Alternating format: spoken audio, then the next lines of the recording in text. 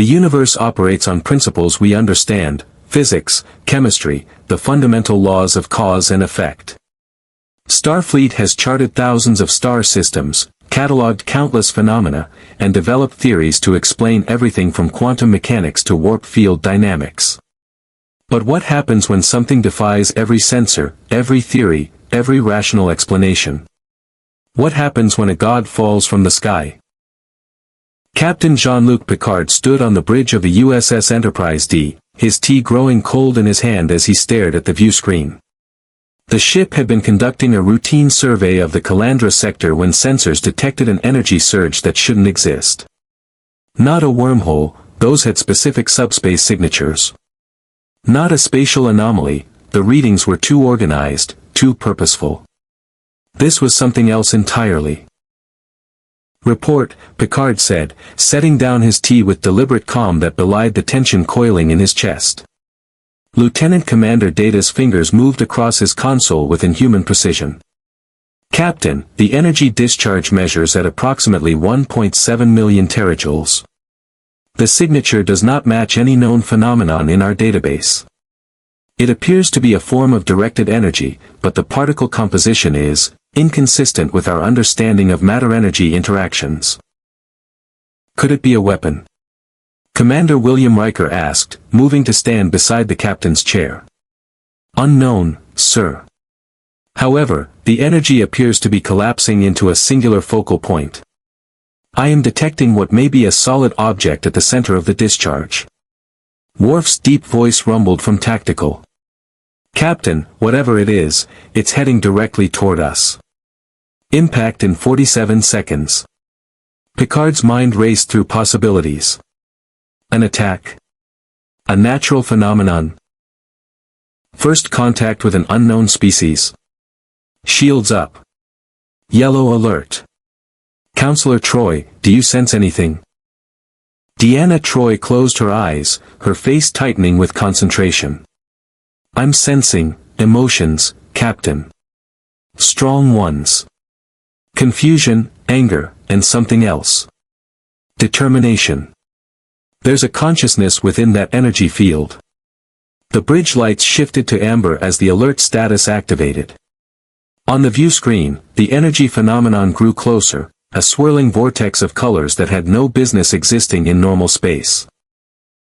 Lightning arced through the darkness, not the clean discharge of plasma or electrical current, but something primal and ancient.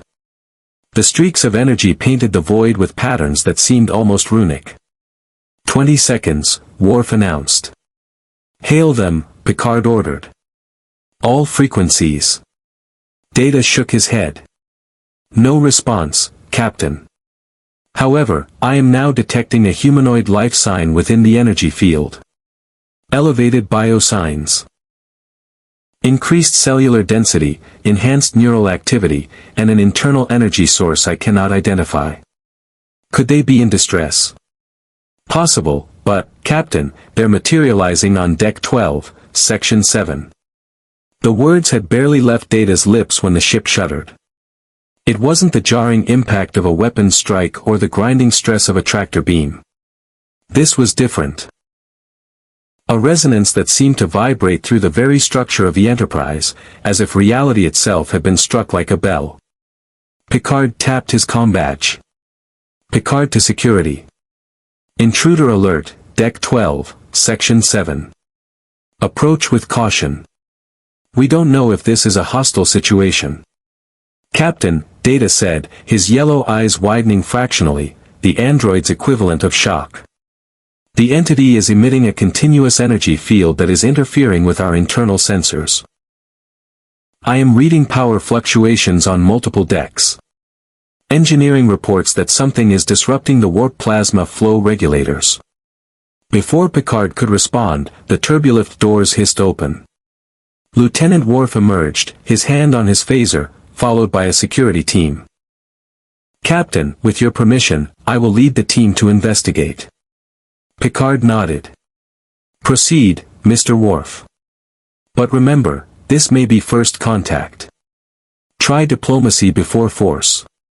Worf's expression suggested he had opinions about that priority, but he simply said, "Understood," and departed with his team. The bridge fell into tense silence as they waited. Picard returned to his chair, his fingers drumming against the armrest, a rare display of visible anxiety. Beside him, Riker stood with arms crossed, his eyes fixed on the tactical display showing Worf's team moving through the corridors of Deck 12. "Captain," Data said suddenly, "I am detecting a significant increase in electromagnetic activity near the intruder's position. The pattern is similar to a lightning storm, but contained within a 15-meter radius. Our power systems are experiencing cascading fluctuations. Can we contain it with a force field?" "I do not believe so, sir. The energy appears to pass through standard force field frequencies without." The lights flickered. Once. Twice. Then the main lighting dimmed as emergency power protocols activated automatically. "Geordi," Picard said, opening a channel to engineering, "what's happening down there?"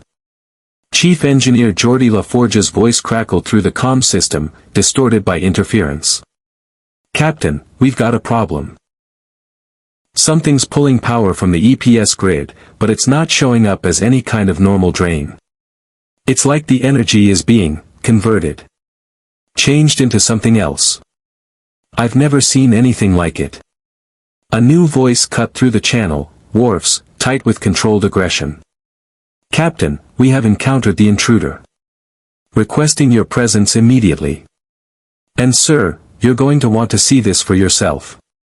There was something in Worf's voice that Picard rarely heard. Genuine uncertainty. "On my way. Number 1, you have the bridge." As Picard entered the turbolift with Data and Troy following, the counselor leaned closer. "Captain, I need to tell you what I'm sensing from this being. It's not like any consciousness I've encountered. The emotions are humanoid, but the scope of them, it's as if I'm sensing someone who has lived for centuries. There's grief there, Captain. Deep, ancient grief. But also hope." The turbolift doors opened onto Deck 12, and immediately Picard noticed the temperature had risen noticeably. The air carried a strange charge, like the moment before a thunderstorm. Ahead, Worf and his security team stood in a semicircle, phasers drawn but not raised, around a figure that shouldn't exist. He was tall, easily 2 meters, with long blonde hair and a warrior's bearing that reminded Picard immediately of Klingon nobility. He wore armor that seemed both ancient and impossibly advanced, with a red cape that somehow remained pristine despite the obvious violence of his arrival. In his right hand, he held a hammer that crackled with residual energy, its head inscribed with symbols that hurt to look at directly. But it was his eyes that captured Picard's attention. Blue, bright, and filled with the kind of weariness that only came from watching worlds rise and fall. The stranger's gaze swept over the assembled Starfleet officers, taking in their uniforms, their weapons, their technology with the assessment of someone who had seen countless civilizations. When he spoke, his voice carried the weight of authority and a slight accent that the universal translator couldn't quite process. "I am Thor Odinson, of Asgard. Son of Odin, protector of the 9 realms." He paused, his expression shifting to confusion as he glanced around at the Enterprise's corridors. "Though I confess, I know not what realm this is, nor how the Bifrost brought me here." Picard stepped forward slowly, keeping his hands visible and relaxed. First contact protocols echoed in his mind, even as every word this stranger spoke challenged the Federation's understanding of reality. "I am Captain Jean-Luc Picard of the Federation Starship Enterprise. On behalf of the United Federation of Planets, welcome aboard. Though I must admit, your arrival has raised a number of questions." Thor's eyes narrowed slightly, studying Picard with the intensity of a warrior assessing a potential threat or ally. "Federation? Starship?" He looked around again, and something like recognition flickered across his face. "Wait. Is this a vessel? A ship that sails the void between worlds?" In a manner of speaking, yes. A slow smile crossed Thor's face, though it didn't quite reach his eyes. "Then perhaps the Norns have not abandoned me after all." I have traveled between realms before, but never to one such as this. The smile faded. Tell me, Captain Picard. Does your ship have a name that translates to glory or enterprise in your tongue? Enterprise means an undertaking that is difficult and requires boldness. Thor nodded slowly, as if this confirmed something. A worthy name for a ship. On Asgard, we would call such a vessel a splenir, one that seeks adventure across unknown seas. He hefted his hammer slightly, and the air around it shimmered with barely contained power. I apologize for the manner of my arrival. I was in battle with forces that threatened Midgard, what you might call Earth, when something went wrong with the Bifrost. I fell through the void, and found myself here. If you want to see more characters enter the Star Trek universe, hit that subscribe button and drop the name of a character you'd want to see in the comments below. Live long and prosper. Picard's mind was already working through the implications. Asgard. 9 realms. Bifrost. The references were mythological, Earth's ancient Norse legends, but this being was standing before him, radiating energy that was wreaking havoc with Enterprise's systems. Either this was an elaborate deception, or the Federation's understanding of reality had just become significantly more complicated. Data, Picard said quietly, scan our guest. Discreetly. The android's eyes flickered as he activated his tricorder, keeping the device partially concealed. After a moment, he spoke, his tone carrying an unusual note of fascination. Captain, the entity, Thor, is humanoid, but his cellular structure is unlike anything in our database. His cells are approximately 3 times denser than human cells, with an internal energy source that appears to be generating a constant low-level electromagnetic field. I am also detecting what may be subspace fluctuations emanating from the object he carries. Thor's keen eyes caught the movement. Your device. It measures life, does it not? I have seen such things before, though never so small. He regarded Data with interest. And you, my friend. You are no mere mortal, are you? There is something of the mechanical about you. I am an android, sir. A sentient artificial life form. For the first time since his arrival, genuine surprise crossed Thor's face. Artificial? You mean to say your people have created life itself? He looked at Picard with new respect. Perhaps this realm is more advanced than I thought. We have much to discuss, Picard said carefully. But first, I wonder if you might help us with a practical concern. Your presence is affecting our ship's power systems. Is there any way you might dampen whatever energy you're generating? Thor looked down at himself, then at Mjolnir, as if noticing for the first time that electricity was arcing faintly across his skin and armor. Ah. Yes, I see the problem. My apologies, Captain. When I'm uncertain of my surroundings, my power tends to.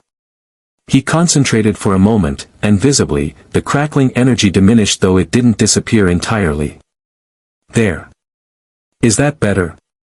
The lights stabilized, returning to their normal brightness.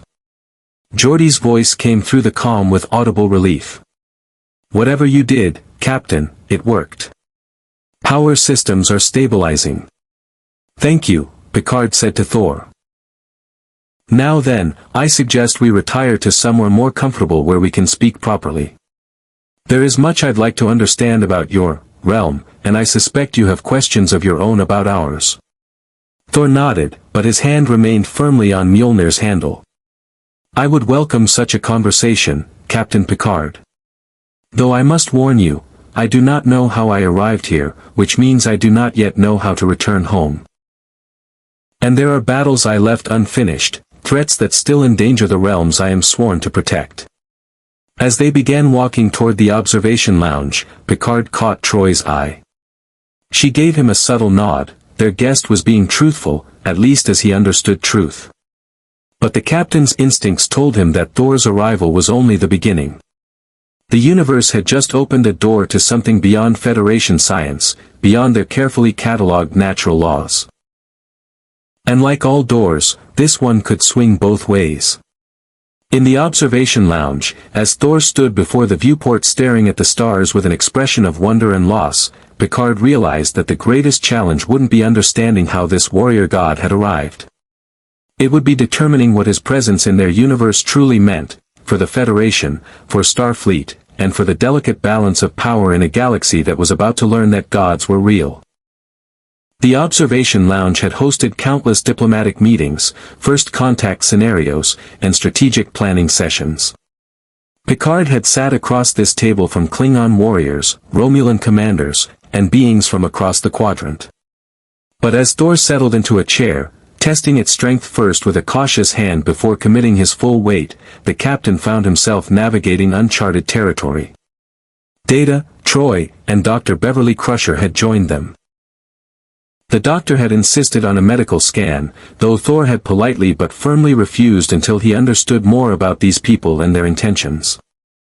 Now they sat in an arrangement that was neither interrogation nor casual conversation, but something carefully balanced between the two.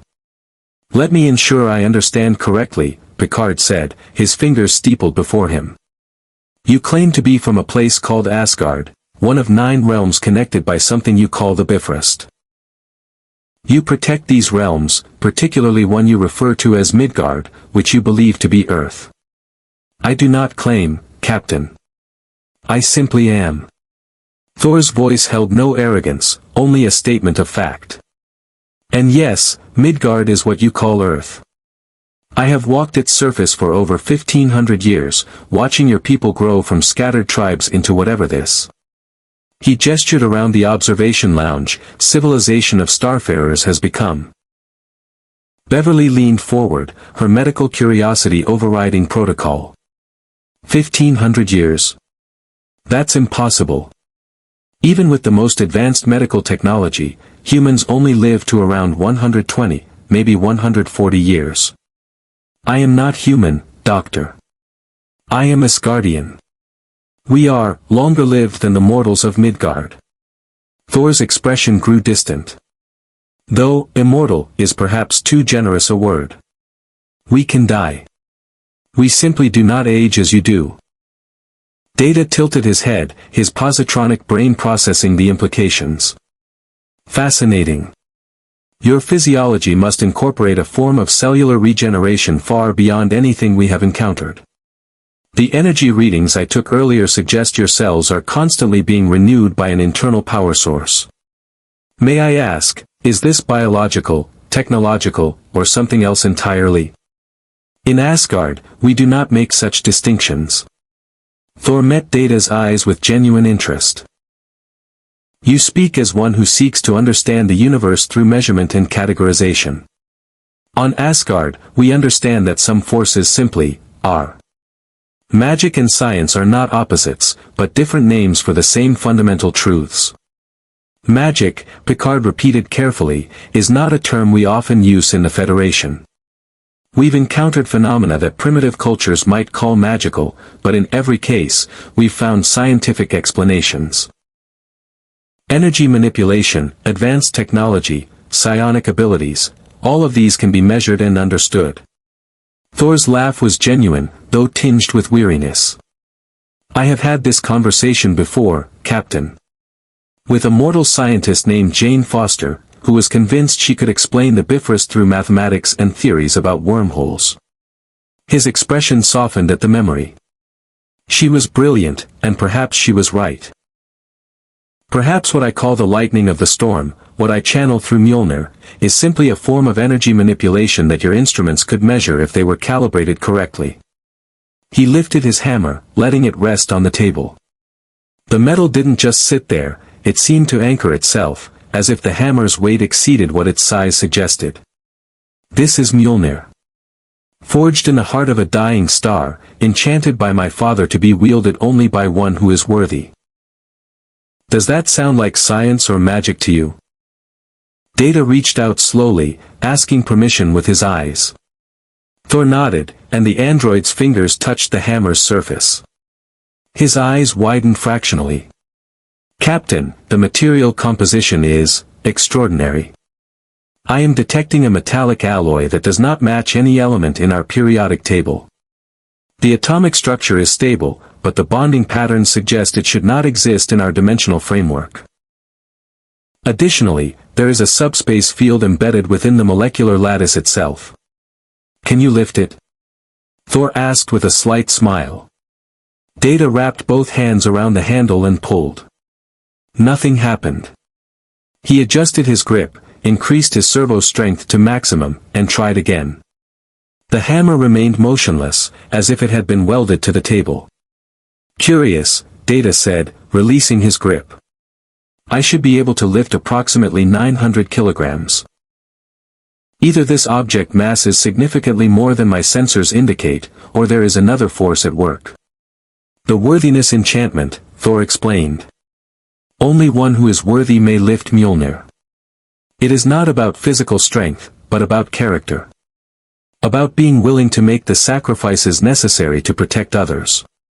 He picked up the hammer with casual ease, spinning it once before setting it back down. Though I confess, the enchantment has been complicated in recent years. I have learned that worthiness is not a permanent state, but something that must be continually earned. Counselor Troy had been quiet, observing, but now she spoke. Thor, I sense great loss in you. And guilt.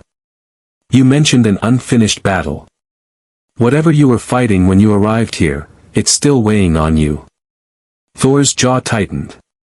For a moment, the easy warrior's confidence slipped, revealing something rawer underneath. Thanos. He seeks to collect 6 objects of immense power. The Infinity Stones. With them, he could reshape reality itself. I was attempting to stop his forces from reaching Midgard when the Bifrost malfunctioned. Or perhaps it didn't malfunction. Perhaps something intercepted me mid-transit and sent me here instead. Infinity Stones. Picard's tone remained neutral, but his mind was racing. Objects that can reshape reality. Each stone controls a fundamental aspect of existence.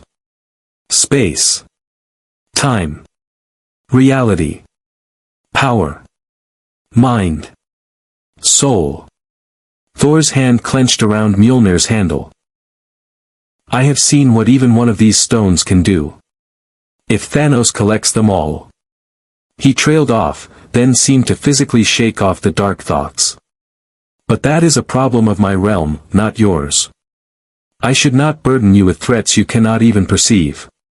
On the contrary, Picard said quietly. If what you're saying is true, if there exists a being who can manipulate the fundamental forces of existence, then this concerns us all. The Federation has encountered powerful entities before. Some benevolent, like the Organians. Others decidedly not, like the Borg. At the mention of the Borg, something in Thor's posture shifted. Borg? That name carries weight when you speak it. Tell me of these Borg. Beverly and Picard exchanged glances. The captain's jaw tightened almost imperceptibly. The Borg are a collective consciousness, cybernetic beings who assimilate other species and technology into their collective. They are, perhaps, the greatest threat the Federation has ever faced. They do not negotiate. They do not compromise. They simply assimilate everything in their path. Cyborgs with a hive mind, Thor mused. We have legends of similar creatures in Asgard. The Dverg sometimes told stories of mechanical beings from beyond the realms who sought to convert all life into their image. He studied Picard's face carefully. You have fought them. And you have lost people to them. It wasn't a question. Picard's silence was answer enough. Then we have that in common, Captain. We have both faced enemies that cannot be reasoned with. That must simply be stopped. Thor stood, moving to the viewport. The stars stretched endlessly before him, but they were the wrong stars. Not the view from Asgard's observatory, not the constellations visible from Midgard. Something else entirely. Where am I? What part of the cosmos is this? Data called up a star chart on the wall display. We are currently in the Calandra sector, approximately 47 light-years from Earth, your Midgard. In what we call the Alpha Quadrant. This is Federation space, governed by the United Federation of Planets. 47 light-years, Thor repeated. And yet your ship can travel such distances? The Bifrost could transport me across realms instantly, but it required the power of Asgard's entire energy network. His respect for the Enterprise visibly increased. Your people have accomplished something remarkable. We use warp drive, Data explained, calling up a technical schematic. By generating a subspace field, we can distort the space-time continuum and achieve faster-than-light velocities. At our maximum sustainable speed, we could return to Earth in approximately 12 days. Thor studied the diagram with the focus of a warrior learning enemy tactics. Subspace. You manipulate the underlying fabric of reality itself. He nodded slowly. Yes. That is very much like what the Bifrost does, though your method seems more mechanical. Controlled. The key difference, Picard interjected, is that our technology is understood. Tested. Reproducible. It follows natural laws that we've mapped and quantified. What you describe, travel between realms, enchantments on weapons, gods and magic, these concepts exist outside our framework of understanding. Perhaps, Thor said, turning from the viewport. Or perhaps your framework is simply incomplete. He held up a hand before Picard could respond. I do not say this to insult, Captain. Your achievements speak for themselves. But in my experience, the universe is far stranger and more wondrous than any single civilization can comprehend. The Asgardians thought ourselves the pinnacle of existence once. We learned differently. Beverly cleared her throat. Thor, with your permission, I'd like to run a medical scan. Nothing invasive, just a tricorder reading. It would help us understand your physiology and potentially identify what's causing the interference with our power systems. Thor considered this, then nodded. Very well, Doctor. Though I warn you, Asgardian biology has confounded healers before. We are resilient. Beverly moved around the table, activating her medical tricorder. As she scanned, her expression shifted from clinical interest to outright amazement. Captain, his cellular density is only the beginning. His neural activity is off the charts, synaptic connections firing at rates that would cause seizures in humans. His musculature is layered in ways that shouldn't be anatomically possible. And there's this energy signature woven through every cell, like his entire body is a living capacitor. Can you identify the energy type? Picard asked. Not with our current instruments. It's reading as electrical energy, but the wavelength doesn't match anything in our database. It's almost like. She paused, recalibrating. Like the energy itself is alive. Responding to his thoughts and emotions. Thor smiled slightly. You are perceptive, Doctor. The power of the storm is not merely energy I wield, it is part of me. Connected to my will, my purpose. When I am calm, it sleeps. When I am in battle, it awakens. Which explains the power fluctuations when you arrived, Data observed. You were in a combat state, and your emotional arousal translated into increased energy output. Precisely. Thor's eyes crackled briefly with electricity, then cleared. I have learned to control it over the centuries, but in moments of uncertainty or danger, the lightning has a will of its own. Picard stood, moving to stand beside Thor at the viewport. You mentioned you don't know how to return home. What are your intentions while you're here?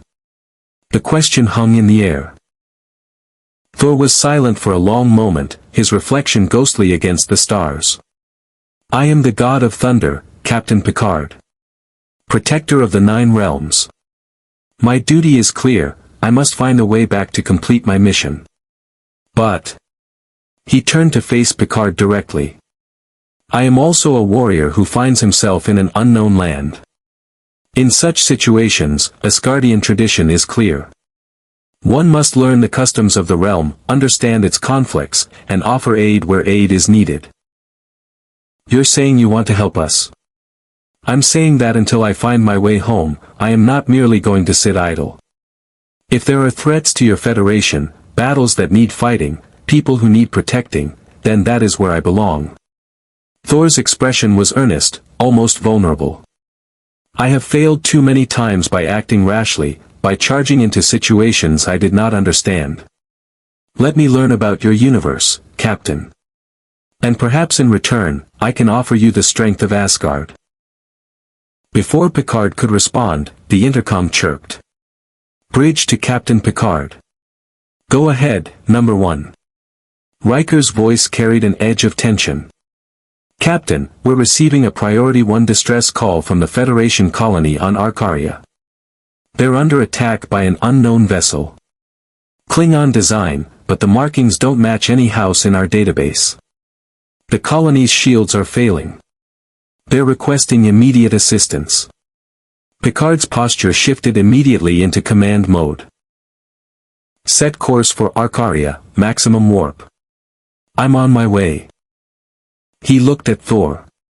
It seems you may get your wish sooner than expected. We have civilians under attack. Thor's grip tightened on Mjolnir, and for the first time since his arrival, his expression showed something other than confusion or uncertainty. This was a look Picard recognized, the expression of a warrior who had finally found solid ground. Then let us not waste time with words, Captain. Show me to these civilians who need protecting. Show me who threatens them. And I will show you what the God of Thunder can do when innocents are in danger. As they strode toward the bridge, Picard found himself reassessing his initial concerns. Thor was powerful, yes. Dangerous, certainly. But in his eyes, the captain saw something familiar, the same determination he'd seen in every Starfleet officer who took their oath seriously. The willingness to put oneself between danger and those who couldn't protect themselves. The question was whether that would be enough when Thor's warrior instincts collided with the Federation's commitment to peaceful resolution. They were about to find out. The bridge hummed with controlled urgency as Picard emerged from the turbolift, Thor following close behind. Every head turned, not just to acknowledge the captain's return, but to stare at the towering warrior whose very presence seemed to charge the air with static electricity. Report, Picard said, sliding into his command chair with practiced ease. Riker stood from the center seat, his eyes flicking between the captain and their unusual guest. Long-range sensors show 3 Klingon birds of prey in orbit around Araria. They've been firing on the colony's defensive installations for the past 7 minutes. Colonial shields are down to 40% and dropping. Have they responded to hails? Negative, sir. They're ignoring all communication attempts. Worf's voice rumbled from tactical, his tone carrying both professional concern and personal offense. Captain, the vessel configurations match Fort-class birds of prey, but their hull markings are wrong. They display no house affiliation, no honor insignia. This is not how Klingon conduct warfare. Thor had positioned himself near the view screen, his eyes fixed on the tactical display showing the colony under siege. Klingon, he repeated. You mentioned them before, a warrior race. Indeed, Picard said. Normally, the Klingon Empire is our ally. We have a treaty. But these ships appear to be operating outside official channels. Renegades, Thor said, understanding immediately. Every realm has them. Warriors who abandon honor for personal gain. His jaw tightened. How long until we reach this colony? 17 minutes at maximum warp, Data replied from Ops. Thor's expression darkened. In 17 minutes, how many will die? The question hung in the air. Beverly, who had followed them to the bridge, checked her console. The colony has a population of 6,847. If the shields fail completely before we arrive, casualties could be in the thousands. Unacceptable. Thor turned to Picard. Captain, you said your ship travels by manipulating this subspace. Can you not go faster? We're already at maximum sustainable velocity. Any faster would risk structural damage. Then risk it. Thor's voice carried command, the tone of someone accustomed to being obeyed. Then he caught himself, softening his approach. Forgive me. This is your ship, your command. But I have watched colonies burn, Captain Picard. I have arrived too late to save innocents because I was cautious when I should have been swift. If there is any way to reach them faster. Picard studied Thor's face, seeing the genuine anguish there. The weight of past failures. He knew that burden intimately. Mr. LaForge, can we push the engines? Geordi's voice came through the comm, Captain, we can sustain warp 9.7 for about 10 minutes before we risk damaging the dilithium matrix. That would cut our arrival time by 4 minutes. Make it so. The Enterprise surged forward, the subtle vibration of increased velocity thrumming through the deck plates. Thor placed a hand against the bulkhead, feeling the ship's power. Remarkable, he murmured. This vessel has a spirit to it. Like the ships of Asgard. The Enterprise has carried us through many battles, Picard said. She's more than mere metal and circuitry. He gestured to the seat beside Riker. Please, sit. We have a few minutes before we engage. Thor moved to the offered seat but remained standing, his warrior's instinct refusing to relax before battle. Instead, he studied the bridge, the organized efficiency, the calm professionalism of the crew, the technology that surrounded them. Your warriors are disciplined. Focused. How many battles has this ship seen? Too many, Riker said. But we're explorers first, warriors second. Starfleet's primary mission is peaceful exploration and diplomacy. Diplomacy, Thor repeated, testing the word. On Asgard, we valued strength above all else. Warriors earned glory through conquest. His expression grew contemplative. It took me far too long to learn that true strength sometimes means choosing not to fight. But when battle is unavoidable, when innocents are threatened, then a warrior must be swift and merciless. Worf looked up from tactical, and for the first time, something like respect entered his expression. You speak with wisdom. A true warrior knows when to fight and when to stay his hand. Thor met Worf's eyes, and a moment of recognition passed between them, two warriors from different worlds who understood the same fundamental truths. You are Klingon. I am. Yet you serve aboard this Federation vessel. With humans and... Thor glanced at Data, artificial beings. I serve with honor, Worf said firmly. The Federation allows me to be both Klingon and Starfleet. Here, I have found a way to bridge two worlds. Thor nodded slowly. Perhaps you and I have more to discuss than battle tactics, my friend. Approaching Araria, Data announced. Dropping to impulse in 30 seconds. The view screen shifted, showing a blue-green planet orbited by 3 predatory vessels. Even as they watched, disruptor fire lanced down toward the planet's surface, bright against the atmosphere. The colony's shields flickered with each impact, growing weaker. Shields up, Picard ordered. Red alert. Mr. Worf, hail those vessels one more time. Make it clear we will defend the colony. The bridge lighting shifted to crimson as the alert klaxon sounded. Worf's fingers moved across his console. Channel open. No response, Captain. They are charging weapons and turning to face us. They're locking onto us, Data confirmed. Multiple disruptor arrays powering up. Picard's jaw set. Evasive pattern Beta 7. Mr. Worf, target their weapons systems only. Disable, don't destroy. I want answers, not corpses. Aye, Captain. Thor stepped forward, moving to stand directly before the view screen. Lightning began to arc across his arms, his eyes flickering with barely contained power. Captain, I can help. Let me transport to their vessels. I will. Absolutely not, Picard said firmly. We don't know what technology they have, what defenses they might employ. Transporting you blindly onto a hostile vessel would be reckless. Reckless is my specialty, Thor said, but there was no humor in his voice now. Only the cold certainty of a warrior who had done this countless times before. I have boarded enemy ships across the 9 realms, Captain. I know how to handle myself. Incoming fire. Data called out.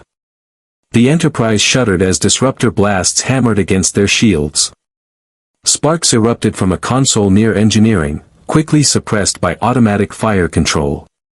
Shields holding at 87%, Worf reported. Returning fire. The Enterprise's phaser arrays lanced out, precise and controlled. 2 of the Klingon ships veered off, their weapons systems erupting in brief explosions. But the 3rd ship, larger than the others, its hull scarred with battle damage, didn't retreat. Instead, it accelerated directly toward them. Ramming speed, Riker said, disbelief in his voice. They're on a collision course. Evasive maneuvers. Picard ordered. The Enterprise banked hard, but the Klingon vessel adjusted its trajectory with surprising agility. It wasn't trying to ram them. It was trying to get close. Very close. Captain, Data said, his voice carrying an unusual note of concern, they are attempting to board us. I detect a transporter lock on multiple sections of the ship. Shields should prevent. They are modulating their transporter frequency to match our shield harmonics. A sophisticated technique. They will succeed in approximately 8 seconds. Thor's eyes blazed with lightning. Then let them come. I will greet your boarders, Captain Picard. Picard's mind raced through options. They could reinforce the shields, but that would take time they didn't have. They could destroy the Klingon ship, but that violated every principle of proportional response. Or, Mr. Worf, can you trace their transporter coordinates? Send them somewhere contained. Already working on it, Captain. Rerouting their beam to Cargo Bay 3. Erecting force fields now. Thor, Picard said quickly, if you truly want to help, go to Cargo Bay 3. But I want them alive. Understood? We need information. Thor's smile was fierce. Alive. Of course, Captain. Though they may not enjoy the experience. He hefted Mjolnir, and for a moment, the hammer crackled with power that made the bridge lights flicker. How do I reach this cargo bay? Computer, direct route to Cargo Bay 3, Picard said. The computer's calm voice provided directions. Thor nodded once and strode toward the turbolift. As the doors closed behind him, Riker leaned closer to Picard. Sir, are you sure about this? We don't know what he'll do down there. No, we don't, Picard admitted. But I know what Klingon boarding parties do, and I'd rather have Thor on our side than theirs. He turned to Worf. Lieutenant, take a security team to Cargo Bay 3. Observe, but don't interfere unless absolutely necessary. I want to see what our guest is truly capable of. Aye, sir. Worf's expression suggested he relished this assignment. On the view screen, the Klingon ship pulled alongside the Enterprise, close enough that they could see scorch marks on its hull. Then, in a shimmer of transporter energy, the threat materialized inside their vessel. In Cargo Bay 3, Thor stood in the center of the vast space, surrounded by cargo containers and storage modules. The lighting here was dimmer, more industrial. He could hear the hum of the ship around him, power conduits, life support, the subtle vibrations of a vessel at war. Then came the distinctive sound of transporter materialization. 10 columns of light coalesced into solid forms, Klingon warriors in full battle armor, armed with batleths and disruptor rifles. They materialized in an aggressive formation, weapons ready, and found themselves staring at a single warrior with a hammer. For a moment, everyone froze. The Klingon leader, a scarred veteran with graying hair and cold eyes, assessed Thor with the quick calculation of an experienced fighter. He barked something in Klingon, harsh and demanding. Thor tilted his head. I don't speak your language, but I know the tone of a threat when I hear one. He spun Mjolnir casually, the hammer blurring through the air. I am Thor of Asgard. You have attacked innocents. You have boarded this vessel with hostile intent. I am giving you one chance, surrender now, and you will be treated with honor. Refuse, and I will show you why gods are feared. The Klingon leader laughed, a harsh, mocking sound. He said something else, and his warriors raised their weapons. Thor sighed. I did try. The Klingon fired. Disruptor bolts flashed across the cargo bay, precise and lethal. They should have torn through Thor's armor, disintegrated flesh and bone. Instead, Thor raised his free hand, and lightning erupted from his palm. The disruptor bolts met the wall of electrical energy and simply dissipated, absorbed into the storm that now surrounded the god of thunder. His eyes blazed pure white, his hair whipping in a wind that came from nowhere and everywhere. Impossible, one of the Klingon whispered in accented Federation standard. Thor's voice carried the rumble of distant thunder. Your weapons are crude. Your tactics predictable. But you are warriors, so I will fight you as warriors deserve, with strength against strength. He moved. Not with the enhanced speed of technology, but with the devastating efficiency of 15 centuries of combat experience. Mjolnir swung in a wide arc, and the first Klingon who tried to block it with his bat'leth found his weapon shattered. The hammer's momentum didn't stop, it continued through, catching the warrior in the chest with controlled force that sent him flying across the cargo bay to crash into a container. The impact dented metal. The Klingon groaned but lived. The others charged as one, their battle cries echoing in the enclosed space. Thor spun Mjolnir above his head, building momentum, and then brought it down against the deck. The impact sent out a shockwave of force and lightning that knocked the attacking Klingon off their feet, disrupting their charge. You fight with honor, Thor said, advancing on the stunned warriors. That is good. It means you deserve honorable defeat, not slaughter. Two Klingon recovered faster than the others, attacking from opposite sides in a coordinated pincer movement. Thor caught one's bat'leth with Mjolnir, holding the weapon locked while his free hand shot out to grab the second Klingon by the throat. He lifted the warrior off the ground with one hand, demonstrating strength that should have been impossible even for his size. Do you yield? Thor asked. The Klingon's answer was to spit in his face. Thor nodded approvingly. Brave. Then he hurled the Klingon across the room into his companions, the impact taking down 3 more warriors like pins in a game. The cargo bay's doors hissed open. Worf entered with his security team, phasers raised, and stopped dead at the scene before them. Thor stood in the center of the room, surrounded by groaning Klingon. Some were unconscious. Others were attempting to rise, their armor dented, their weapons scattered. Not one of them appeared seriously injured, but all of them looked thoroughly defeated. The Klingon leader remained on his feet, blood trickling from his lip, but his bat'leth was steady. He studied Thor with new respect and something that might have been awe. Then he spoke, this time in Federation standard. You fight like the warriors of legend. Like Kallus himself. He lowered his weapon slightly. What are you? Thor's lightning faded, his eyes returning to their normal blue.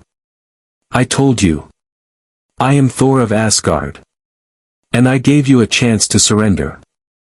He extended Mjolnir toward the Klingon leader, not threateningly, but in a gesture of acknowledgement between warriors. You fought with courage. That deserves respect. But this battle is over. Will you yield now, or must I continue demonstrating why you cannot win? The Klingon leader looked at his defeated warriors, then at Thor, then at Worf and the security team. Slowly, deliberately, he placed his bat'leth on the ground. We yield to the Thunder Warrior. But know this, we attacked the colony on orders. We serve a greater purpose. Then you will explain this purpose to Captain Picard, Thor said. Peacefully.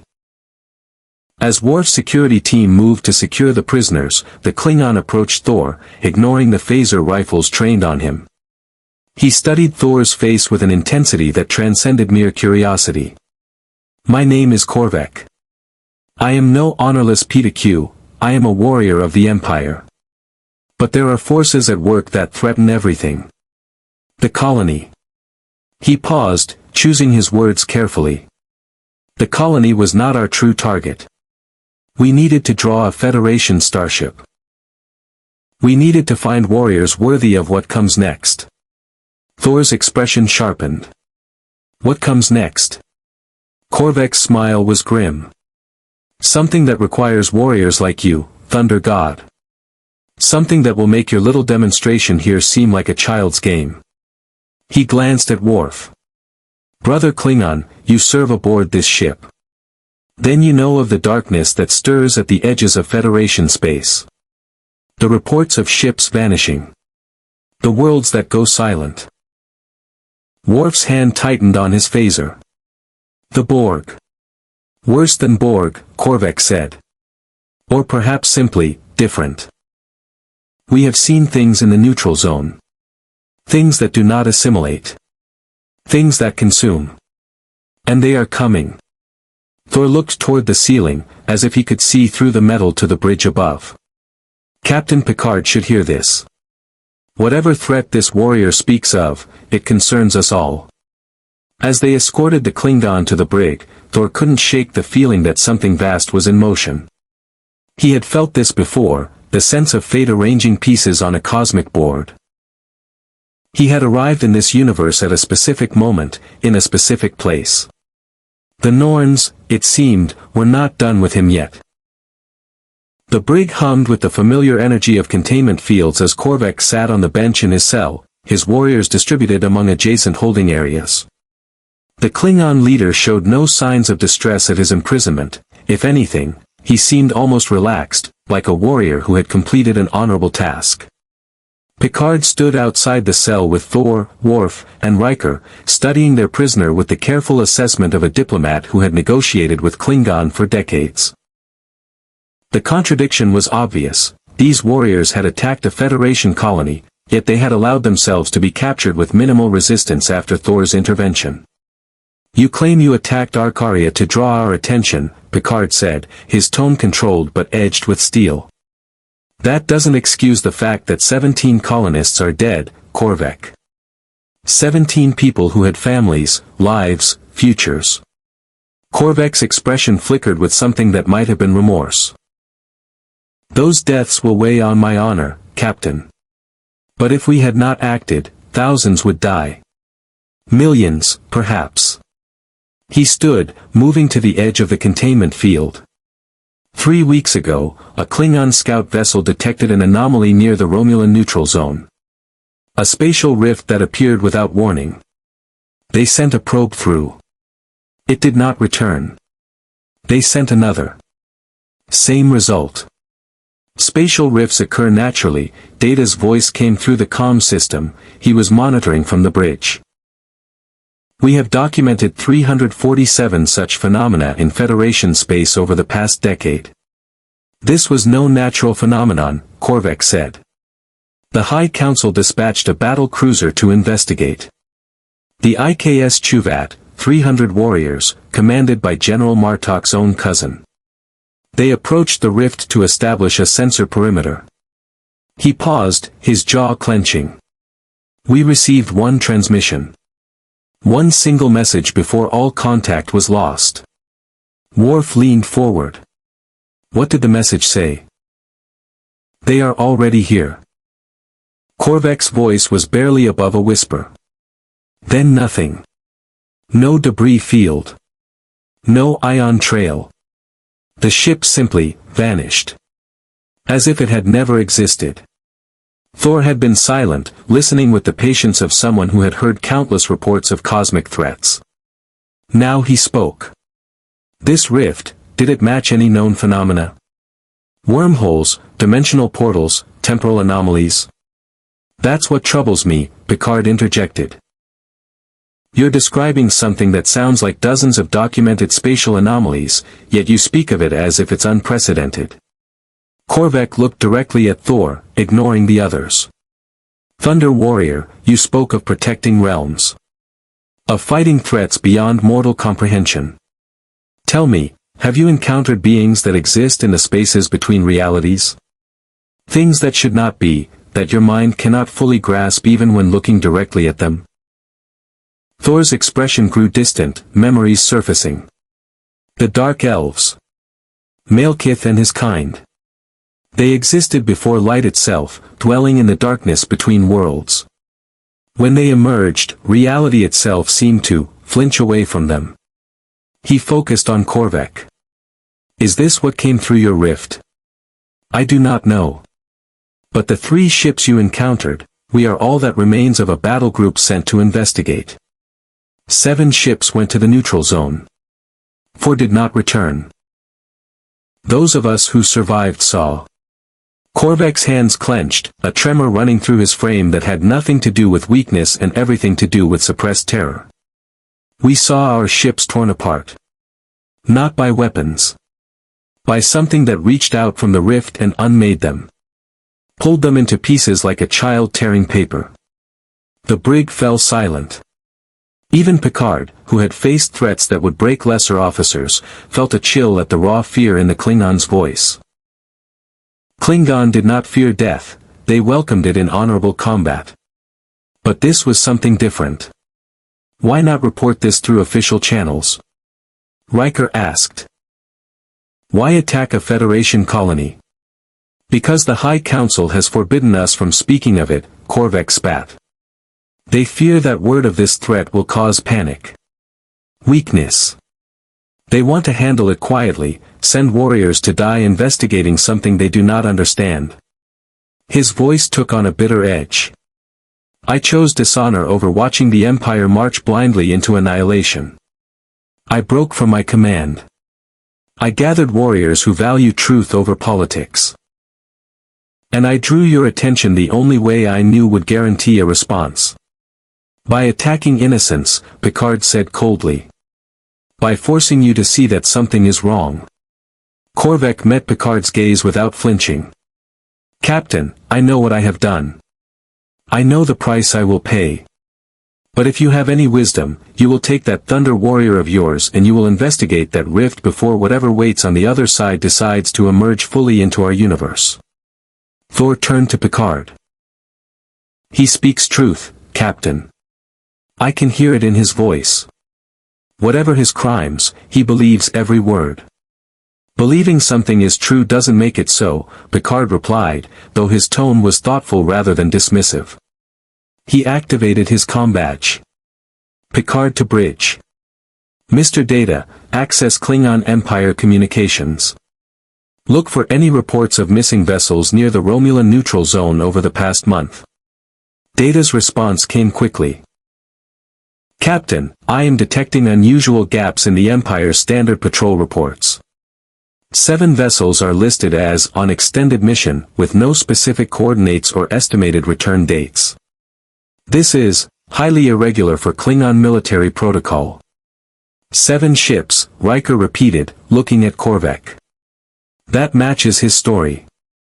Picard's expression remained neutral, but his mind was working through possibilities. Data, can you locate this spatial rift? Negative, sir. If it exists, it is either in the neutral zone, which we cannot scan without violating treaties, or it is cloaked somehow. However, I am detecting elevated subspace distortions in Sector 441, approximately 0.7 light-years inside the neutral zone boundary.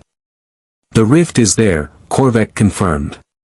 At the coordinates 224 Mark 17. But Captain, you cannot simply approach it. Whatever exists on the other side, it is aware. It watches. It waits. Thor's hand tightened on Mjolnir. Then we give it something to watch. Something it will not expect. Picard studied Thor carefully. You're suggesting we investigate. I'm suggesting that in my experience, cosmic threats do not simply go away if ignored. They grow. They fester. They wait until you are unprepared, and then they strike. Thor's eyes crackled briefly with lightning. I have fought such beings before, Captain. The sooner they are confronted, the more lives are saved. You're talking about violating the Neutral Zone Treaty, Riker said. That could trigger a diplomatic incident with the Romulans. Possibly even war. If what Korvac describes is real, Worf rumbled, the Romulans are facing the same threat. Honor demands we investigate. To ignore a danger to both our peoples would be cowardice.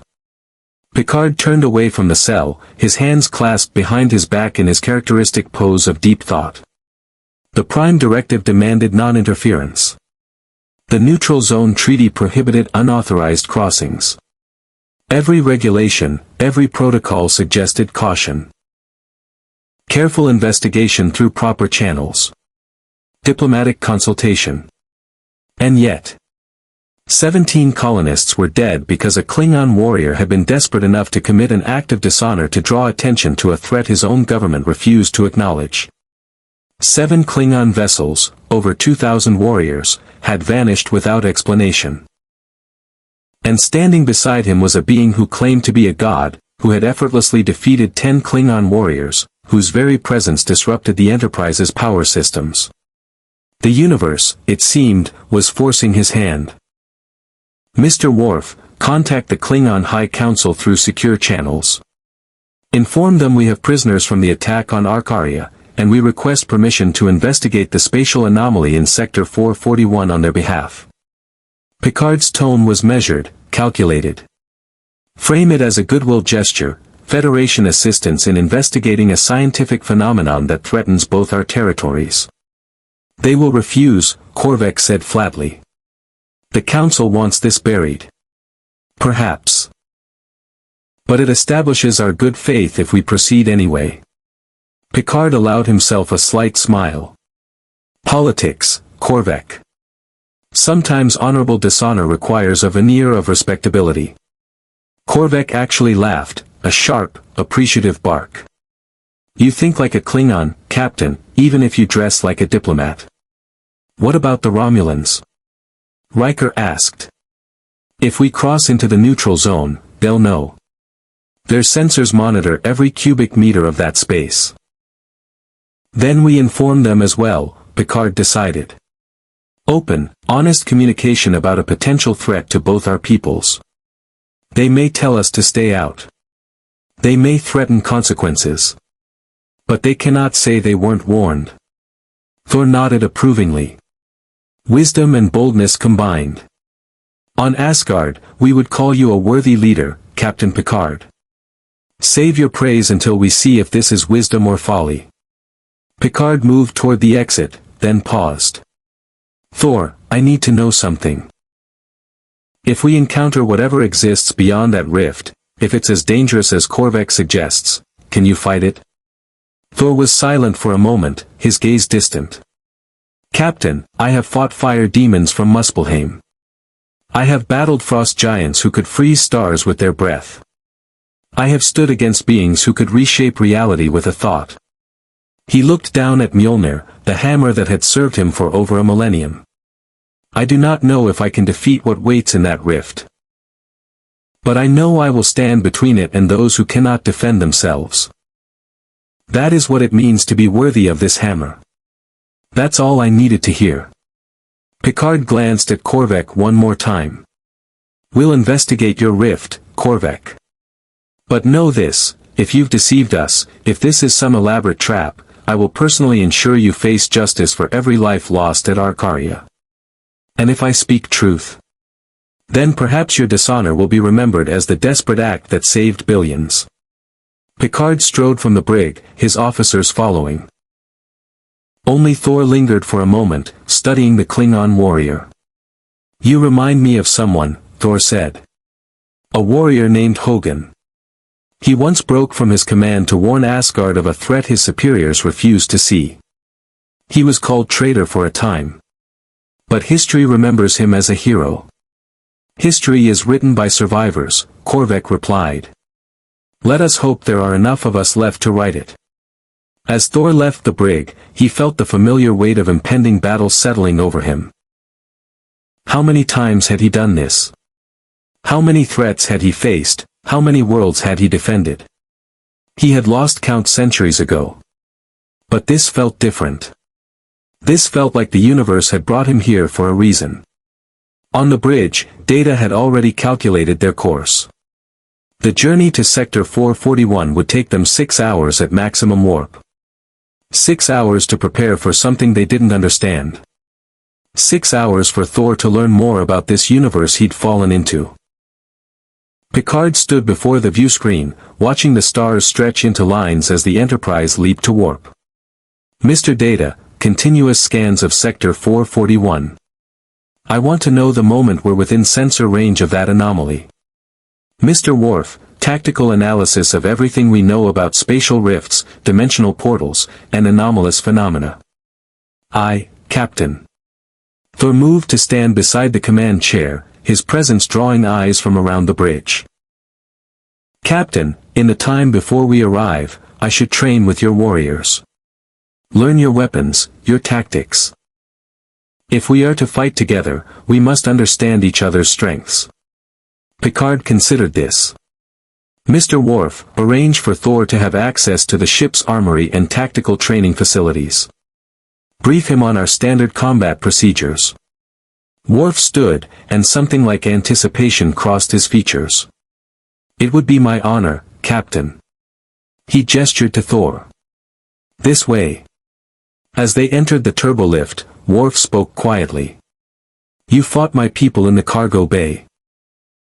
You could have killed them all, but you showed restraint. Mercy. That is not how most warriors would respond to enemies. Thor smiled slightly. I have been the arrogant warrior who killed without thought. It brought me nothing but regret. True strength is knowing when death is necessary and when it is simply waste. He looked at Worf seriously. Besides, your people fight with honor. That deserves respect, not slaughter. The turbolift doors opened onto Deck 7, where the security complex and training facilities resided. As they walked the corridors, crew members stopped and stared at Thor, whispers following in their wake. The god of thunder, walking among them. Impossible, yet undeniably real. In the training facility, Worf activated a combat simulation. Holographic opponents materialized, Borg drones, Cardassian soldiers, Romulan warriors. Thor watched with interest as Worf demonstrated phaser techniques, hand-to-hand combat forms adapted from multiple martial arts traditions, and tactical formations. Your people have taken fighting techniques from across your worlds and combined them, Thor observed. On Asgard, we had one style of combat passed down through generations. Effective, but limited. Starfleet learns from everyone we encounter, Worf explained. Every species has something to teach. Even our enemies. Thor nodded slowly. Wisdom. True wisdom. He hefted Mjolnir. Would you like to see how Asgardians fight? Worf's smile was predatory. I would be honored. What followed was not so much a training session as a cultural exchange conducted through combat. Thor demonstrated Asgardian techniques, powerful, direct strikes augmented by supernatural strength. Worf showed him Klingon forms, aggressive, relentless, designed to overwhelm opponents through sheer ferocity. They sparred, carefully, each learning the other's rhythm. You do not use your full strength, Worf observed after a particularly intense exchange. If I did, I would destroy this training room and possibly damage your ship, Thor replied honestly. But I am learning your techniques. They are effective. Brutal, but honorable. Klingon value directness. We do not believe in hidden tactics or deception in personal combat. Yet you serve aboard a ship that values diplomacy and peaceful solutions. Worf paused, considering his response. I am Klingon. But I am also Starfleet. For a long time, I thought these were contradictions. Now I understand they are complementary. The Federation has taught me that strength without wisdom is simply violence. But I also teach them that sometimes, violence is necessary to protect what we value. Thor smiled, a genuine expression of camaraderie. You have found balance, Worf. That is a rare gift. Many warriors never learn it. As they continued training, preparing for whatever awaited them in Sector 441, Thor felt something he hadn't experienced in this strange new universe. Kinship. These people, Picard with his wisdom, Worf with his honor, Data with his curiosity, they were not so different from his friends on Asgard. Different in form, perhaps, but the same in spirit. And when the battle came, and Thor knew with absolute certainty that battle was coming, he would fight alongside them with everything he had. In his command chair, Picard watched the view screen and contemplated the decisions he'd made. By any standard reading of Starfleet regulations, he should have arrested Korvac, returned to Federation space, and filed a report through proper channels.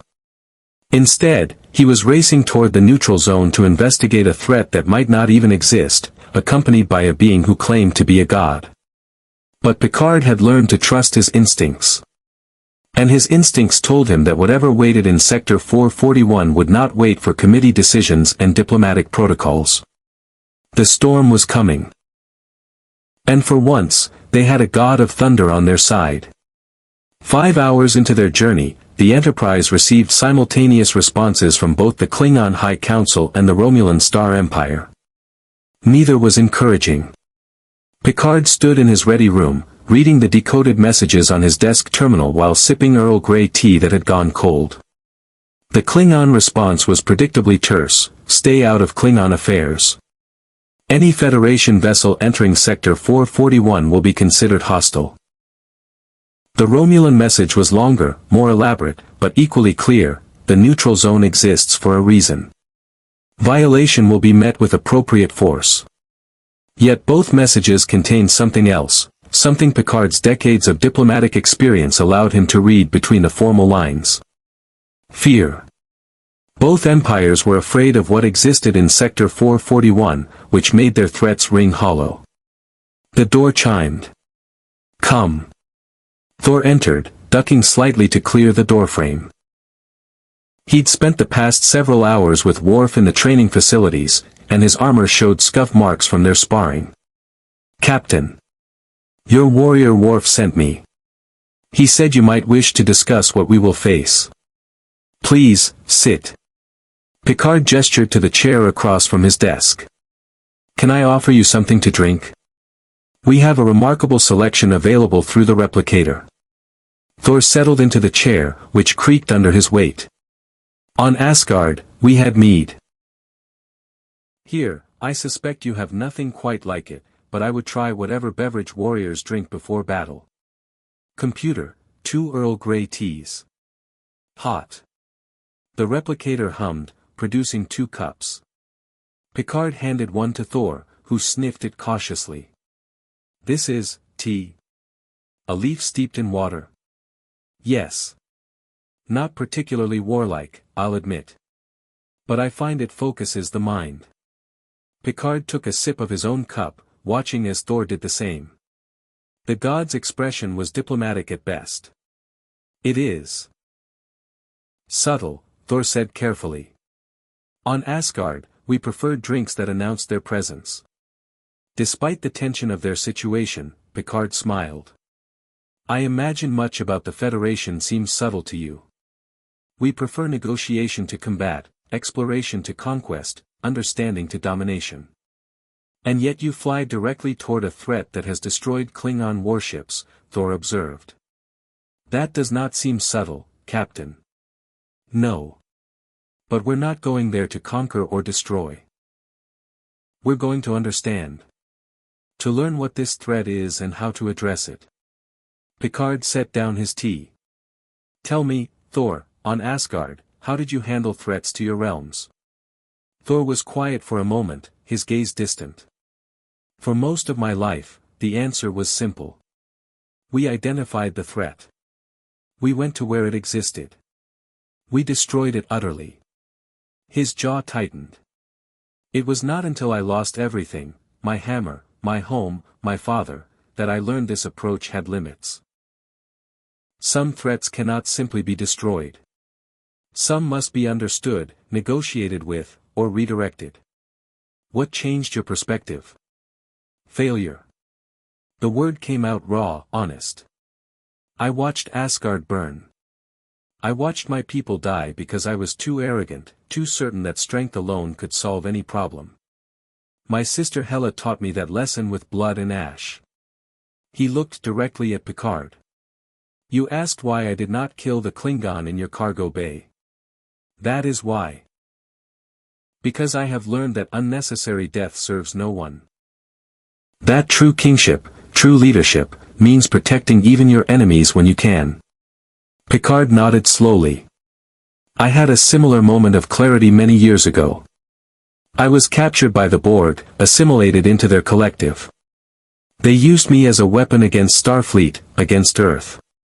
When I was finally freed, I had to reconcile what I had been forced to do with who I believed myself to be. He met Thor's eyes. The experience taught me that strength without compassion is simply cruelty. That we must always strive to find another way, even when violence seems inevitable. Yet you were a soldier before you were a captain, Thor said. It wasn't a question. How did you know? The way you move. The way you assess threats. The way you commanded your crew when we encountered the Klingon. Thor's smile was knowing. Warriors recognize each other, Captain, regardless of what uniform they wear. I was indeed. Starfleet Academy, then years serving on the bridge and in tactical positions. I've fought in battles I wish I could forget. Seen things I wish I hadn't. Picard stood, moving to the viewport where stars streaked past in warp-distorted lines. But I learned that winning a battle is not the same as winning a war. And winning a war is not the same as creating lasting peace. Thor joined him at the viewport. On Midgard, Earth, I once knew a warrior named Captain America. Steve Rogers. He said something similar. That the price of freedom is high, but it's a price worth paying. He also said that sometimes the best weapon is the one you never have to use. A wise man. He was. And he was right. Thor's expression grew troubled. Captain, I must tell you something. This rift we approach, I have felt its presence since we began this journey. At first, I thought it was simply my imagination, the anxiety before battle. But no. It is real. Whatever exists on the other side of that rift, it has noticed us. It is, watching. Picard felt a chill run down his spine. You can sense it. The power of the storm connects me to the fundamental forces of the universe. Lightning, thunder, the fury of nature itself, these are not merely weapons I wield, but aspects of existence I am attuned to. Thor's eyes flickered with suppressed energy. What waits in Sector 441 is wrong, Captain. It exists in a way that reality itself rejects. When I focus on it, I feel the same sensation I experienced when facing Malekith's dark elves. As if the universe is crying out against something that should not be. Before Picard could respond, the intercom activated. Bridge to Captain Picard. Go ahead, number 1. Riker's voice carried an edge of tension. Sir, you need to see this. We're receiving a transmission. It's from the Romulans. And they want to talk. Picard and Thor exchanged glances. On my way. The bridge had the focused intensity that came before major decisions. Every station was manned, every officer alert. On the view screen, a Romulan commander stared out at them with the characteristic severity of her people, sharp features, calculating eyes, and an expression that revealed nothing. I am Commander Tomalak of the Romulan warbird Valdor, she said without preamble. Captain Picard, your intention to investigate Sector 441 has been noted. I am here to inform you that any Federation vessel entering the neutral zone will be destroyed. Commander, Picard said smoothly, moving to stand before the view screen. "We have no hostile intentions toward the Romulan Star Empire. We are investigating a spatial anomaly that may threaten both our peoples. We are aware of the anomaly. We are handling it. Are you?" Picard allowed skepticism to color his tone. "Because from what we understand, Klingon vessels have been disappearing near that rift. If your ships are investigating, surely you've detected the same dangers." Tomalak's expression flickered, just for a moment, before reasserting control. "Romulan affairs are not your concern, Captain." Thor stepped forward, moving into the viewscreen's field of view. Tomalak's eyes widened fractionally, the first genuine surprise Picard had ever seen on a Romulan commander's face. "Who are you?" she demanded. "I am Thor of Asgard. And Commander, I have fought beings that exist beyond the boundaries of normal spacetime. If your people are investigating that rift without understanding what dwells on the other side, you are sending your warriors to their deaths." Tomalak studied Thor with the intensity of someone reassessing every calculation. "You are not Federation. Not Klingon. What are you?" "I am someone who has seen civilizations destroyed by threats they did not take seriously." Thor's voice carried absolute conviction. "The rift in Sector 441 is not a natural phenomenon. Something is coming through. Something that will not distinguish between Romulan, Federation, or Klingon when it emerges fully into your reality." For a long moment, Tomalak was silent. Then she leaned back in her command chair, her expression calculating. 3 days ago, we lost contact with a research station positioned to monitor the anomaly. 17 scientists, 53 support personnel. We sent a warbird to investigate. It found nothing. No debris. No distress signals. Only an empty station with all personnel. Gone. Gone how? Riker asked. Simply absent. As if they had never existed. Their quarters were undisturbed. Their meals were half-eaten. They vanished mid-task, mid-conversation. Tomalak's jaw tightened. And we found something else. Symbols. Markings that had not been there before. Written on the walls, the floors, the ceilings. Symbols that our linguists cannot translate, that our computers cannot process. When our crew attempted to scan them, 3 officers experienced severe neurological trauma. Data turned from his console. "Commander, did you record these symbols?" "We attempted to. The recordings were corrupted. Distorted in ways our technology cannot explain." Tomalak's eyes fixed on Picard. "Captain, I am violating direct orders from the Tal Shir by speaking with you. But I am also a commander who values the lives of my crew above political considerations. If this threat is what I suspect it to be, the Neutral Zone Treaty is meaningless. We will all die arguing about borders while something consumes us from the inside out." Picard felt the weight of the moment.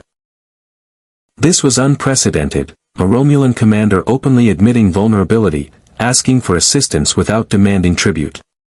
"What are you proposing, Commander?" "The Valdor will escort your vessel to the edge of Sector 441. We will share our sensor data regarding the anomaly. In return, you will share any information you gather." She paused, choosing her next words carefully. "And Captain, we request the presence of your unusual guest. If he has experience with threats beyond normal understanding, we need that experience." Thor nodded. "I will come. But know this, Commander, if we face what I suspect waits in that rift, it will take more than 2 ships to stop it. We will need cooperation. Trust. Things I understand are difficult between your people and the Federation." "Trust is earned, not given," Tomalak replied. "But necessity creates strange alliances. My people learned that lesson when we fought alongside your Federation against the Dominion." "Then let us earn each other's trust," Picard said. "Transmit your coordinates, Commander." The Enterprise will meet the Valdor at the edge of the neutral zone in 1 hour. The transmission ended. The bridge erupted in low conversations. Crew members processing the fact that they were about to voluntarily enter the neutral zone alongside a Romulan warbird, something that would have been unthinkable just hours ago. Worf's voice cut through the murmurs. "Captain, this could be a trap. The Romulans are not known for their honesty." "Agreed," Picard said. "But she's also not wrong. If this threat is as serious as it appears, traditional enmities are luxuries we cannot afford." He turned to Thor. "You said you could sense this presence. What exactly are you feeling?" Thor closed his eyes, concentrating. Around him, the bridge lights flickered slightly as his power responded to his focus. Hunger. Not for food or energy, but for existence itself. Whatever dwells beyond that rift, it consumes reality. It feeds on the fundamental essence of being. His eyes snapped open, blazing briefly with lightning. "And Captain, it is aware of us. It knows we are coming. It is pleased." "Pleased?" Troy said, her empathic senses clearly disturbed by whatever she was picking up from Thor. "Why would it be pleased?" "Because," Thor said grimly, "we are bringing it exactly what it wants. More life. More reality to consume. We are not hunters approaching prey, Captain Picard. We are prey walking into a trap." The bridge fell silent. Picard felt the weight of command settle heavily on his shoulders. Every instinct told him to turn back, to report through proper channels, to let Starfleet Command make these decisions. But he also knew that by the time bureaucracy moved, it would be too late. "Maintain course," he said firmly. "But yellow alert. All hands to battle stations. Mr. Worf, I want every tactical system online and ready. Mr. LaForge, reroute auxiliary power to shields. If this is a trap, we'll be ready for it." As the crew moved to execute his orders, Picard caught Thor's eye. The god nodded slightly, acknowledgement of the danger they were walking into, and respect for the decision to walk into it anyway. Outside the viewscreen, the stars continued their relentless march toward Sector 441. Toward answers. Toward danger. Toward something that hungered for their very existence. The neutral zone materialized on the viewscreen as a vast expanse of empty space, no different visually from any other region of the galaxy, yet weighted with decades of political tension. Here, Federation and Romulan territories met, separated by a buffer zone that had prevented open warfare for generations. Crossing it was an act of either desperation or war. Today, it was desperation. "The Romulan warbird Valdor is decloaking off our port bow," Data announced. The massive vessel shimmered into existence, its predatory bird-of-prey design somehow more menacing in person than on any tactical display. The Valdor dwarfed even the Enterprise-D, its green hull plating reflecting the light of distant stars. Weapon ports lined its surface like the scales of some enormous reptile. "They're hailing us," Worf said, his tone suggesting he expected treachery at any moment. On screen, Commander Tomalak appeared, her command center visible behind her. Darker than the Enterprise bridge, lit with emerald displays and staffed by officers whose expressions revealed nothing. "Captain Picard. You are precisely on time. I appreciate punctuality. Commander. We're ready to proceed when you are. Before we do, I must make something clear." Tomalak's expression hardened. "What we are about to share with you is classified at the highest levels of Romulan intelligence. If you or your crew reveal this information to anyone outside this mission, the consequences will be severe. I understand. You have my word that any intelligence shared will remain confidential unless it directly threatens Federation security." Tomalak studied him for a moment, then nodded. "That will have to suffice. Transmitting sensor data now."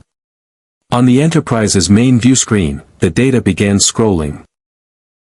Romulan sensor logs, energy readings, and visual recordings from their research station. Data's fingers flew across his console, processing the information at superhuman speed. "Captain," the android said, his voice carrying an unusual note of concern, "the energy signature emanating from the rift is unlike anything in Federation records. It does not register as matter or antimatter, not dark energy or exotic particles. It is reading as absence. As if the rift is not generating energy, but consuming the fundamental fabric of spacetime itself."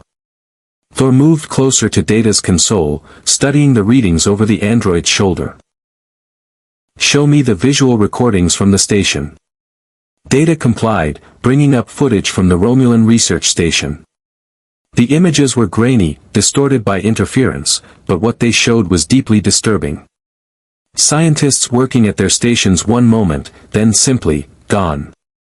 Not disappearing in a flash of light or transporter shimmer.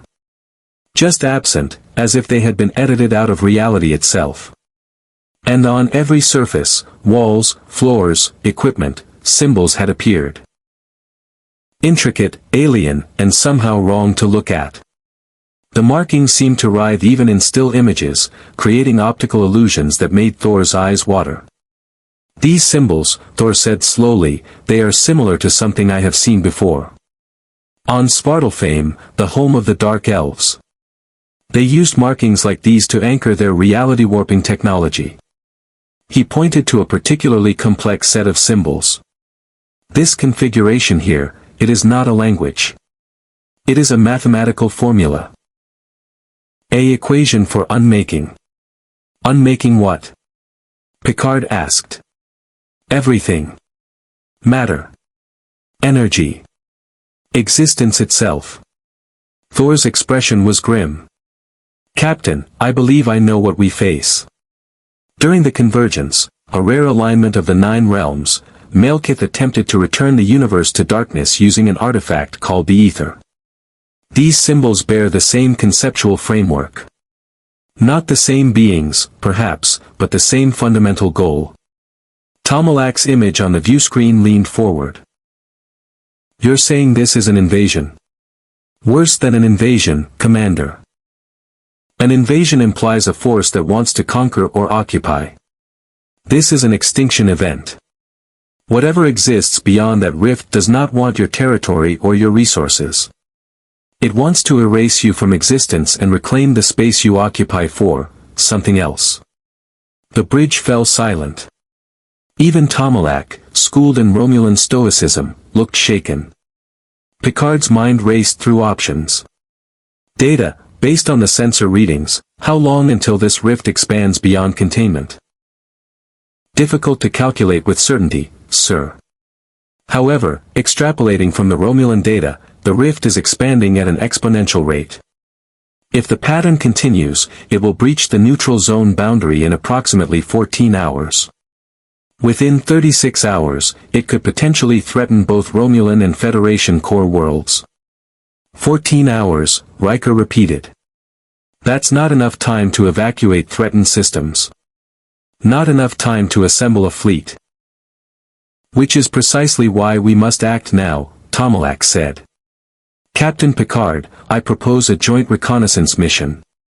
A small team from both our vessels will approach the rift, gather more detailed sensor data, and determine if there is a way to close it. And if there isn't?" Worf challenged. "If this rift cannot be closed, then we destroy it," Tomalak replied flatly. "The Valdor carries quantum torpedoes capable of disrupting subspace itself. As a last resort, we can attempt to collapse the rift's dimensional structure." Thor shook his head. "Weapons will not work, Commander.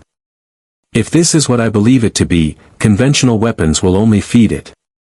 Give it more energy to consume, more matter to unmake. Then what do you suggest, Thunder Warrior?" "We go through the rift," Thor said simply. The statement hung in the air like a physical weight. Every officer on the bridge stared at Thor as if he'd suggested flying directly into a star. "That's suicide," Riker said bluntly. "Perhaps. But it is also the only way to understand what we face." Thor's eyes blazed with determination. In my experience, fighting an enemy from the outside rarely works when that enemy exists beyond normal reality. You must confront them on their own ground, in their own dimension. Learn their weaknesses. Find what anchors them to existence. He has a point, Data said, to everyone's surprise. If the entity exists in a different dimensional framework, our weapons and sensors may be ineffective because we are essentially trying to affect something that operates under different physical laws. However, if we could enter their dimensional space, we might find they are vulnerable there. Picard stood, moving to the center of the bridge, his hands clasped behind his back. Commander Tomalak, what is your assessment of this proposal? The Romulan commander was quiet for a long moment. The Tal Shir would execute me for agreeing to this. Sending personnel through an unknown dimensional rift alongside Federation officers violates every protocol. She paused. But I am also a realist. If we do nothing, we die. If we attack conventionally, we probably die. If we attempt this insane plan, we might die, but we also might succeed. Her eyes fixed on Thor. You truly believe you can survive passage through that rift? I have traversed the Bifrost countless times. I have walked between dimensions, fought in realms where physics itself was alien. If anyone can survive passage through that rift, it is me. Thor's confidence was not arrogance, it was simply statement of capability. But I will not go alone. If we face what waits on the other side, I will need warriors I trust beside me. Picard felt the weight of command pressing down. This was the moment. The decision that would either save billions or doom them all. He thought of Starfleet principles, of the Prime Directive, of every regulation that said caution and careful study were preferable to rash action. Then he thought of 17 colonists dead on Araria. Of 2,000 Klingon warriors vanished without trace. Of 70 Romulan scientists erased from existence. Of the expanding rift that would consume everything they held dear if left unchecked. Mr. Worf, assemble an away team, Picard said. Yourself, Lieutenant Commander Data, and Dr. Crusher. Commander Tomalak, please designate 3 officers from your crew to join them. Captain, Beverly said from her station, if you think I'm letting you send my crew into an unknown dimension without medical support. I'm counting on it, Doctor. That's why you're going. Picard's expression softened slightly. I need people I trust implicitly. People who can adapt to the impossible and survive. Tomalak nodded. I will send Centurion Levius, our chief science officer, Commander Karas, tactical specialist, and Sub-Commander Tral, our intelligence officer. They are the best the Valdor has to offer. And I will lead them, Thor said. Not because I command them, but because I have experience they lack. Agreed, Picard said. But Thor, understand this, you are not going in there to wage war. You are going to gather intelligence. Determine what we face. Find its weaknesses. Then return so we can formulate a proper response. And if what we find cannot wait for formulation, Captain. If the threat is immediate. Picard met Thor's eyes steadily. Then I trust your judgment to do what is necessary. But remember, you are representing not just yourself, but the Federation's principles. We do not kill without necessity. We do not destroy without understanding. I will remember, Thor promised. Troi stood from her seat, moving closer to Picard. Captain, I should go with them. If they encounter hostile intelligence, my empathic abilities might. No, Counselor. I need you here. Picard's tone was gentle but firm.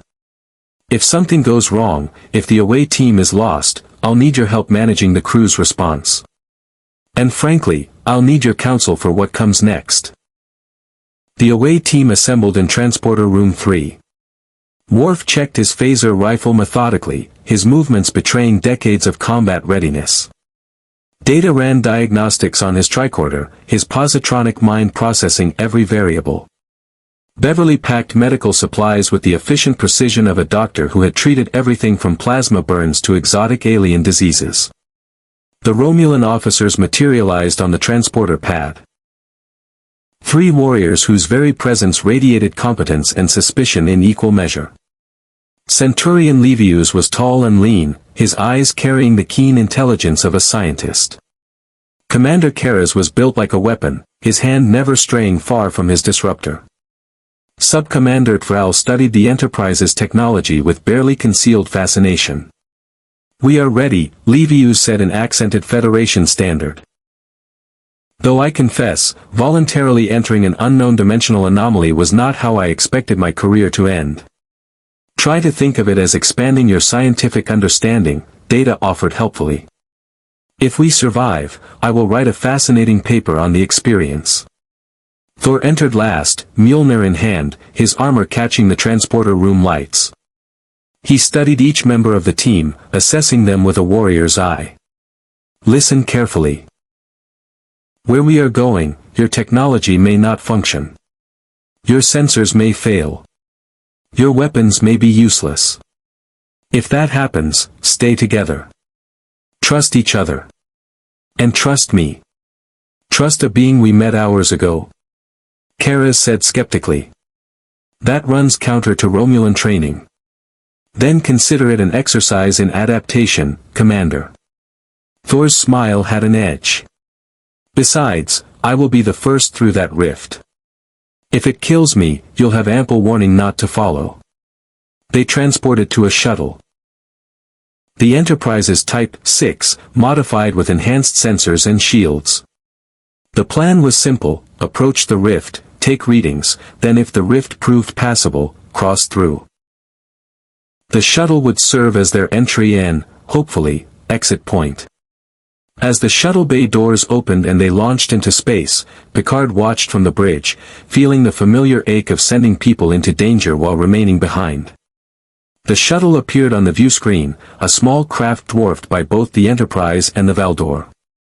"Shuttle to Enterprise," Worf's voice came through. "We are proceeding to the coordinates. ETA to Rift, 11 minutes. "Acknowledged," Picard replied. "Remember, your mission is reconnaissance. In and out. No heroics." Through the comm, he heard Thor's voice, tinged with dark humor. "Captain, I am the god of thunder. Heroics are rather difficult to avoid." Despite everything, Picard found himself smiling. "Try your best." Picard out. The shuttle accelerated toward Sector 441, toward the rift that consumed reality itself. Inside, 7 beings from 3 different civilizations prepared to venture into the unknown. Some driven by duty. Some by honor. One by the simple, ancient need to stand between darkness and light. And on the bridge of the Enterprise, Jean-Luc Picard did what every commander has done throughout history when sending people into danger. He waited, hoped, and prayed that his decision had been the right one. In 10 minutes, they would know. Or they would know nothing at all. The shuttle cut through space with practiced efficiency, its navigational deflector parting cosmic dust like a ship through water. Inside the cramped cabin, 7 beings sat in tense silence, each processing the magnitude of what they were about to attempt in their own way. Worf piloted with the steady competence of a warrior who had flown through combat countless times.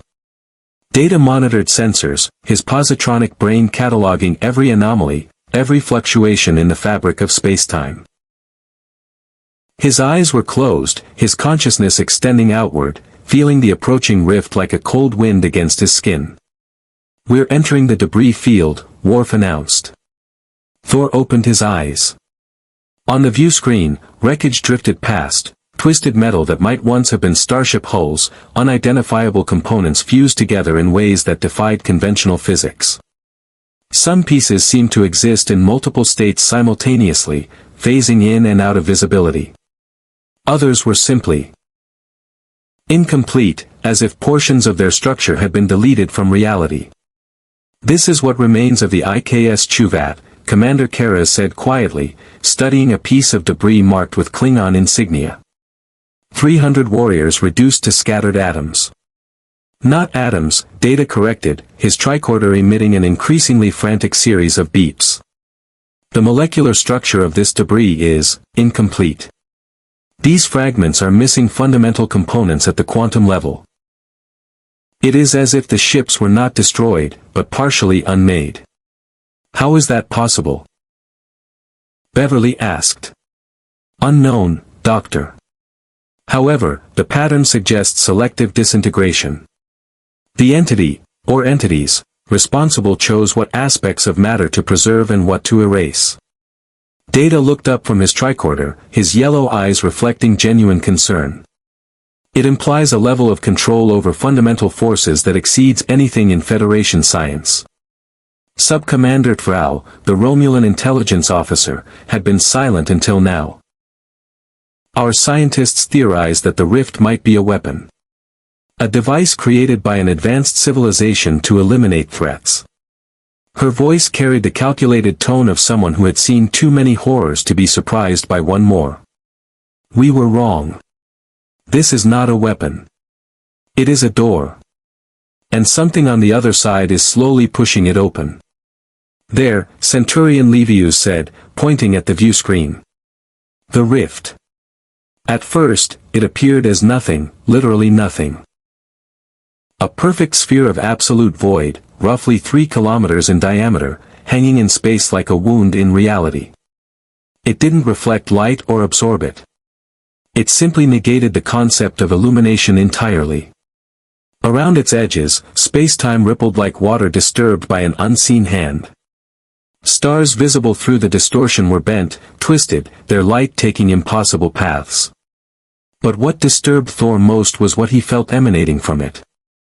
Not malevolence, that would have been comprehensible. This was something far more alien. Indifference. The rift regarded the universe with the same emotion a human might feel toward bacteria in a petri dish, vague awareness without concern. Scanning, Data said, then frowned, an expression he'd learned from observing human behavior. Captain, this is highly irregular. My sensors are returning contradictory data. According to some readings, the rift does not exist. According to others, it is the only thing that exists and everything else is an illusion. Could your sensors be malfunctioning? Karas asked. Negative. I have run 3 complete diagnostic cycles. The equipment functions perfectly. The issue is not with our sensors, but with the nature of what we are attempting to scan. The rift exists in a state of quantum uncertainty, it is simultaneously present and absent, real and unreal. Thor released his grip on the bulkhead and moved closer to the view screen, his eyes fixed on the void. It is a door, he confirmed. But not like the Bifrost or any portal I have encountered. This is more fundamental. It connects our reality to a place where the rules are different. Where the very concept of existence is malleable. Can we pass through it? Worf asked, his hands steady on the controls despite the existential dread that must have been gnawing at him. Yes, Thor said. But understand, on the other side, we will be the ones who are out of place. We will be the anomalies, the things that do not belong. Whatever exists there will be in its element, and we will be vulnerable. Beverly swallowed hard. So what you're saying is, we're about to become foreign objects in a hostile immune system. An apt analogy, Doctor. Thor turned to face the team, his expression serious. Before we proceed, each of you must understand what you are volunteering for. I cannot guarantee your survival.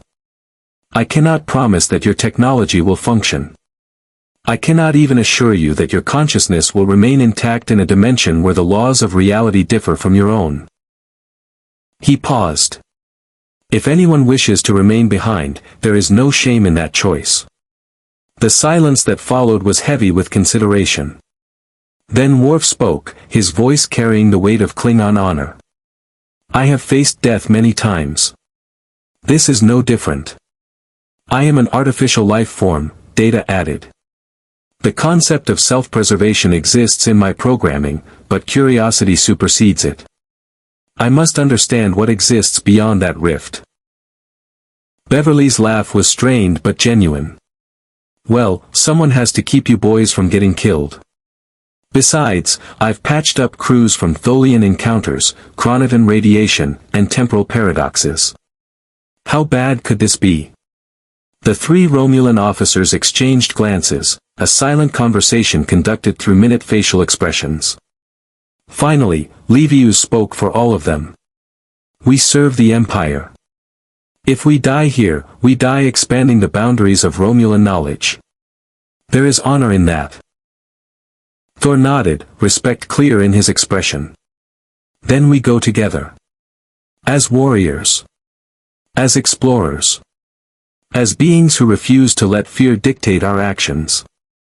He hefted Mjolnir, and lightning began to arc across its surface. Worf, take us in. Slowly. And everyone, hold on to something solid. The shuttle crept forward, approaching the void with the caution of prey nearing a predator's den. At 50 meters, the ship began to shudder.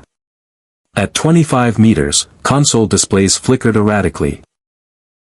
At 10 meters, Data's tricorder emitted a high-pitched whine and went silent. All sensor equipment has ceased functioning, Data reported with clinical detachment. We are effectively blind. Not quite, Thor said. His eyes blazed with lightning, illuminating the cabin with crackling blue-white light. I can see it. The threshold. We're almost. The shuttle lurched forward as if grabbed by an invisible hand. Inertial dampeners struggled to compensate, and everyone was thrown against their restraints. The view screen showed the void expanding, consuming their field of vision, and then nothing. Everything. Both simultaneously. The transition defied description. It wasn't like passing through a doorway or emerging from a wormhole. It was like being torn apart at the molecular level and reassembled in a place where molecules were optional suggestions rather than fundamental requirements. Thor felt Mjolnir grow heavy in his hand, not physically, but conceptually. The hammer's existence was being questioned by the reality around them, and it was taking conscious effort to maintain its solidity. Around him, his companions experienced similar difficulties. Beverly gasped as her body tried to remember how breathing worked. Data's eyes flickered as his positronic brain struggled to process input from a dimension where logic was negotiable. Is everyone? Worf's voice came out distorted, as if the medium transmitting it wasn't quite air anymore, alive. Define alive, Beverly managed, her hands pressed against her chest as if reassuring herself that she still had one. The shuttle's interior lights had failed, but illumination came from elsewhere, from everywhere and nowhere. The space outside their viewport was not darkness, but its opposite, a light so absolute that it negated the concept of shadow. And yet, paradoxically, they could see. Structures floated in the not space beyond the shuttle. Geometric shapes that hurt to look at directly because they possessed more dimensions than human perception could process. Pyramids that folded into themselves. Spheres that were simultaneously inside out and right side in. Towers that extended infinitely upward and downward while remaining the same size. And between these structures, beings moved. They were not solid, not gaseous, not energy. They were absences of definition, moving voids that consumed light and space as they drifted through this alien realm. Where they passed, reality itself seemed to flinch, recoiling from their touch. What are they? Kara's whispered, his hand instinctively reaching for his disruptor despite knowing it would be useless. They are the unmakers, Thor said, his voice tight with recognition. I have encountered their kind before, though not these specific beings. They exist in the spaces between realities, feeding on the boundaries that separate what is from what is not. They do not create. They do not destroy. They simply unmake. One of the beings noticed the shuttle. Its attention, if attention was the right word, focused on them like a spotlight, and suddenly the cabin temperature dropped. Not physically cold, but cold in a deeper sense. The cold of entropy, of heat death, of existence winding down toward its inevitable conclusion. It sees us, Frau said, her Romulan composure finally cracking.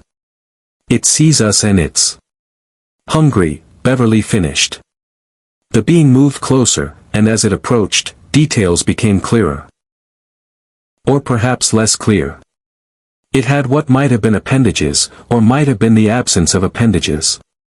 What might have been a face, or might have been the concept of facingness given semi-solid form. Its body, if it had a body, was covered in symbols identical to those found in the Romulan research station. Living equations. Mathematics made manifest.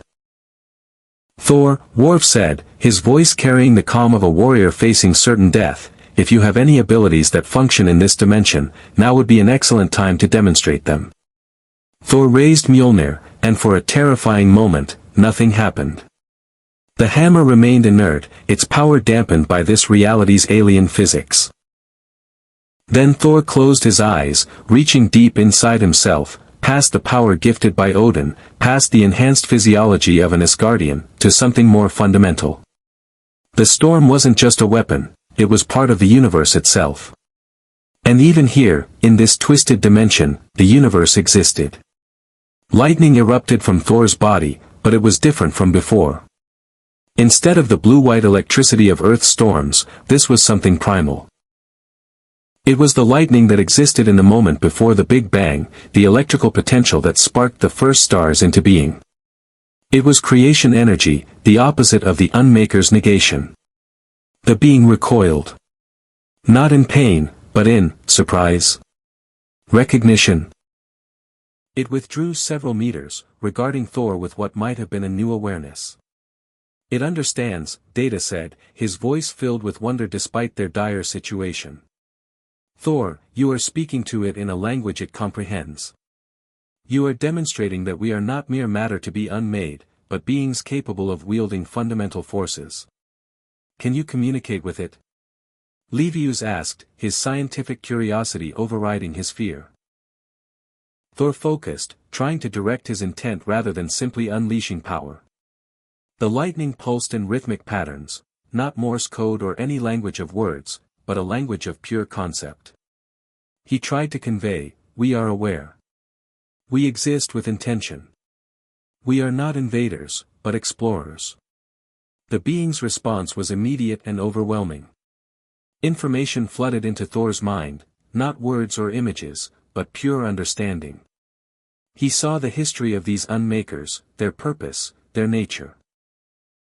They were ancient beyond reckoning, existing since before matter coalesced into stars. They were reality's cleaning crew, erasing failed iterations of existence to make room for new attempts. They had no malice, no cruelty. They simply performed their function, finding places where reality had become stagnant or corrupted, and returning it to potential. And they believed this universe, the Federation's reality, Thor's 9 realms, all of it, had reached its expiration date. No, Thor said aloud, the word carrying the weight of absolute denial.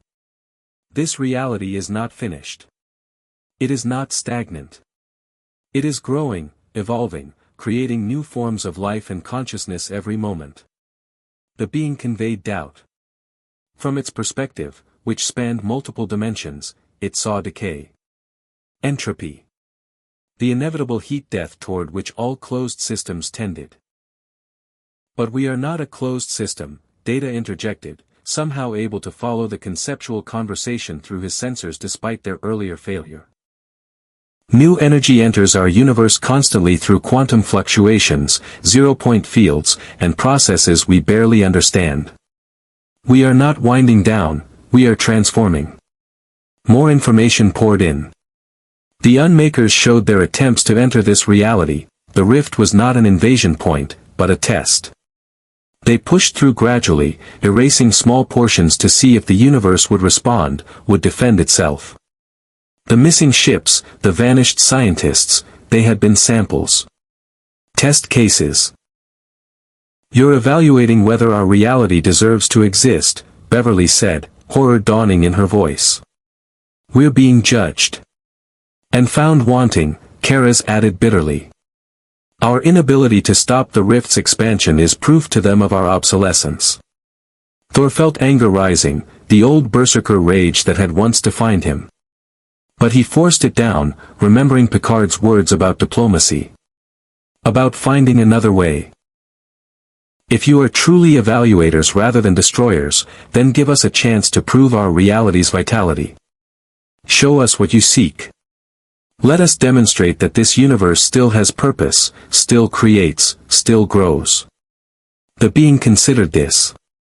Then it communicated one final concept, so profound that it took all of Thor's mental fortitude to comprehend. Prove it. Demonstrate creation that transcends entropy. Show us something new that has never existed before, not in this universe or any other. Do this, and we will withdraw. Fail, and the unmaking will continue until your reality is returned to its component probabilities. The being withdrew, rejoining its companions among the impossible architecture. The team sat in stunned silence, processing what had just occurred. Well, Beverly finally said, her voice shaking, that went better than I expected. Did it? Worf countered. We have been given an impossible task. How do we create something that has never existed in any universe? Something that transcends the fundamental laws of thermodynamics. I don't know, Thor admitted. But we must try. Because the alternative is the erasure of everything we know. He looked at each of them in turn. We need to return. Report to Picard and Tomalak. Gather the greatest minds of the Federation and the Empire. If any beings in this reality can solve this puzzle, it will be them. Assuming the shuttle still functions, Data said, running his hands over the controls. And assuming the rift remains passable in reverse. There was only one way to find out. As Worf guided the shuttle back toward where they had entered, a task made difficult by the absence of normal spatial references, Thor kept his eyes on the unmakers. They watched, patient and inexorable as death itself. The shuttle approached the threshold. Once again, reality twisted, folded, inverted. Then they were through, emerging into normal space where stars had fixed positions and physics made sense. On the bridge of the Enterprise, Picard nearly collapsed with relief when the shuttle reappeared on sensors. They're back, Riker announced, unable to keep the emotion from his voice.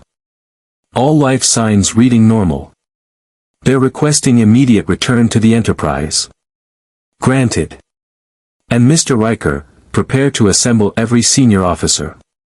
I suspect we're about to receive a report that will change everything. On the Valdor, Commander Tomalak stood before her view screen, watching the shuttle dock with the Enterprise. Her expression was unreadable, but her grip on her command chair betrayed the tension she felt. The away team had survived. But from the energy reading still flickering around the rift, she suspected survival was only the beginning of their problems. Whatever Thor and his companions had learned beyond that threshold, it had set forces in motion that would require more than weapons to stop. It would require the impossible, creation from beings who existed in an entropic universe, novelty from minds constrained by the laws of physics, hope from species who knew that entropy always won in the end. The storm was no longer coming. It had arrived. And they had 72 hours to stop it. The observation lounge had never felt so small. Around the table sat representatives of three powers that had spent decades viewing each other with suspicion, if not outright hostility. Yet now they gathered as allies, united by a threat that made their political differences seem absurdly trivial. Picard sat at the head of the table, his expression grave.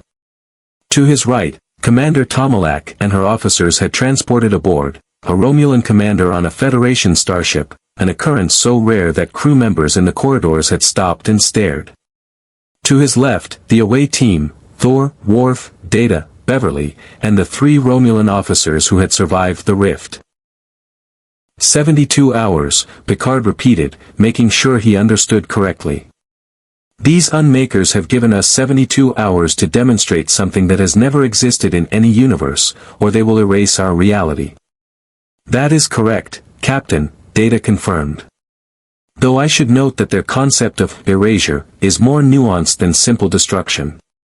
They intend to return our universe to a state of quantum probability, essentially unmaking the decisions that led to our current configuration of matter and energy.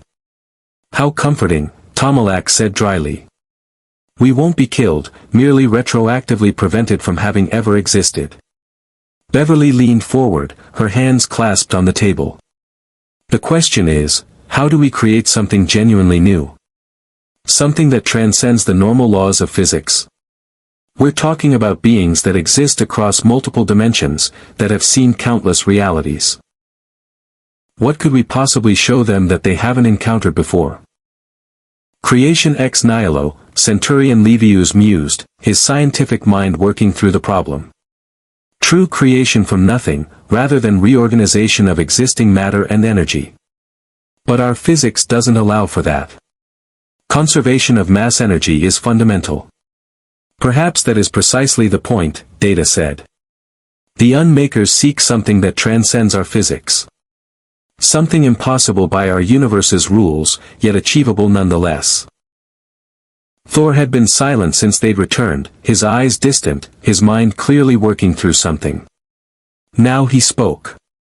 On Asgard, we had a saying, magic is simply science we have not yet understood. I spent centuries believing our power came from forces beyond mortal comprehension.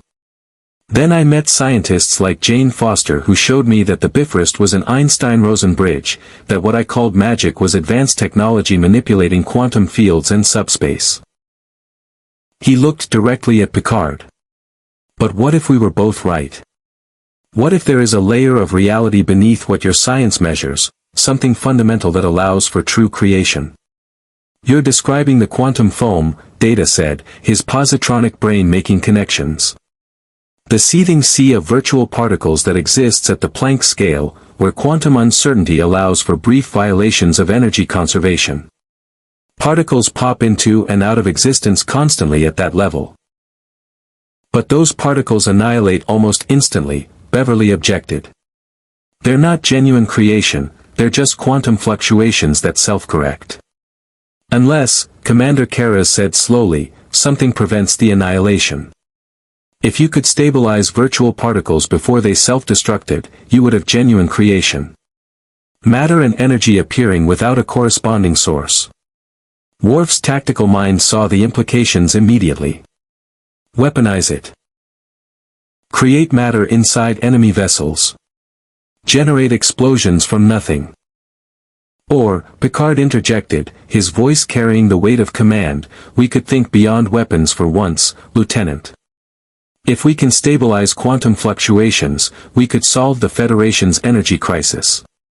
Provide unlimited resources.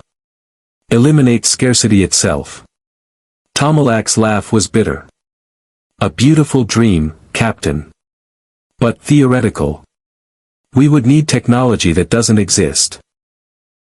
Equipment that can manipulate reality at the Planck scale with precision that exceeds anything either our peoples have developed. We have something better than technology, Thor said, standing. He placed Mjolnir on the table, and the hammer's weight made the surface creak. We have me. Everyone stared at the god. Explain, Picard said carefully. When I entered the Unmakers dimension, I accessed something I had forgotten. The lightning I command is not merely electricity. It is creation energy. The spark that ignites stars. The potential from which matter condensed after the Big Bang. Thor's eyes blazed briefly with power. I don't simply control weather, Captain. I am connected to the fundamental forces that shape reality. If anyone can stabilize quantum fluctuations long enough to create genuine matter from nothing, it is me. Data tilted his head, processing. Fascinating.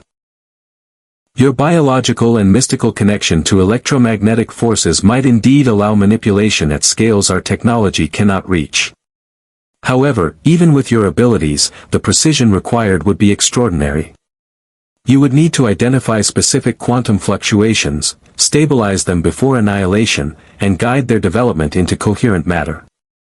I would need help, Thor acknowledged. Your science to identify the fluctuations. Your technology to measure and predict them. And my power to reach into the quantum foam and pull creation from probability. Sub-Commander Thrall had been observing silently, but now she spoke, her intelligence officer's mind working through possibilities. This could work. But we would need equipment capable of scanning at the Planck scale. The Enterprise sensors can't achieve that resolution. The Valdor cannot either, Tomalak admitted. Our most advanced sensors can only measure down to the femtometer scale. We would need at least another 6 orders of magnitude improvement. Unless, Geordi LaForge's voice came through the comm system, he'd been monitoring from engineering, we combine both sensor arrays. The Enterprise's long-range sensors with the Valdor's targeting precision. If we linked our systems, we might achieve the resolution needed. Tomalak's expression was carefully neutral. You're suggesting we connect Romulan and Federation technology. Share our sensor frequencies. Reveal our capabilities to each other.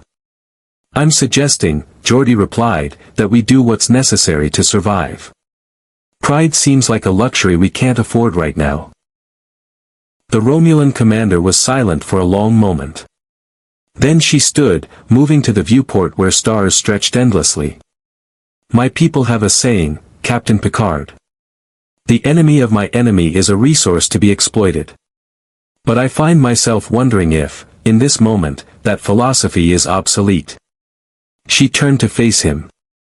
The Romulan Star Empire and the United Federation of Planets have been adversaries for generations. We have fought wars, engaged in espionage, tested each other's boundaries. And yet, standing here, facing oblivion, I realize that those conflicts were the luxury of beings who believed they had endless time. We don't have time for philosophical reflection, Kara's interjected harshly. We have 69 hours remaining. We should be acting. We are acting, Tomalak said sharply. I am making the most important decision a Romulan commander can make, choosing the survival of our people over the preservation of our secrets. She looked at Picard directly. The Valdor will link its sensor systems with the Enterprise. My engineers will coordinate with yours. Together, we will attempt this impossible thing.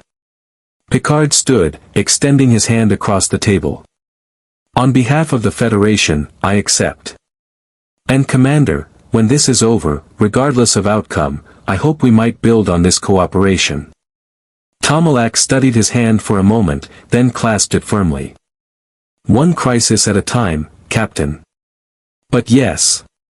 Perhaps this could be the beginning of something new. The observation lounge erupted into organized chaos as officers from both ships began coordinating. Data and Livius immediately fell into rapid technical discussion about sensor harmonics. Geordi beamed aboard to consult with the Valdor's chief engineer. Worf and Karas, after a moment of awkward warrior-to-warrior assessment, began planning security protocols for the unprecedented cooperation. Thor remained at the table with Beverly, watching the unlikely alliance form.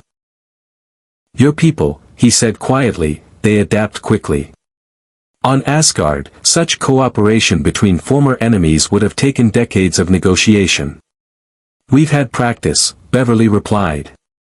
The Federation was formed by former adversaries, humans, Vulcans, Andorians, Tellarites.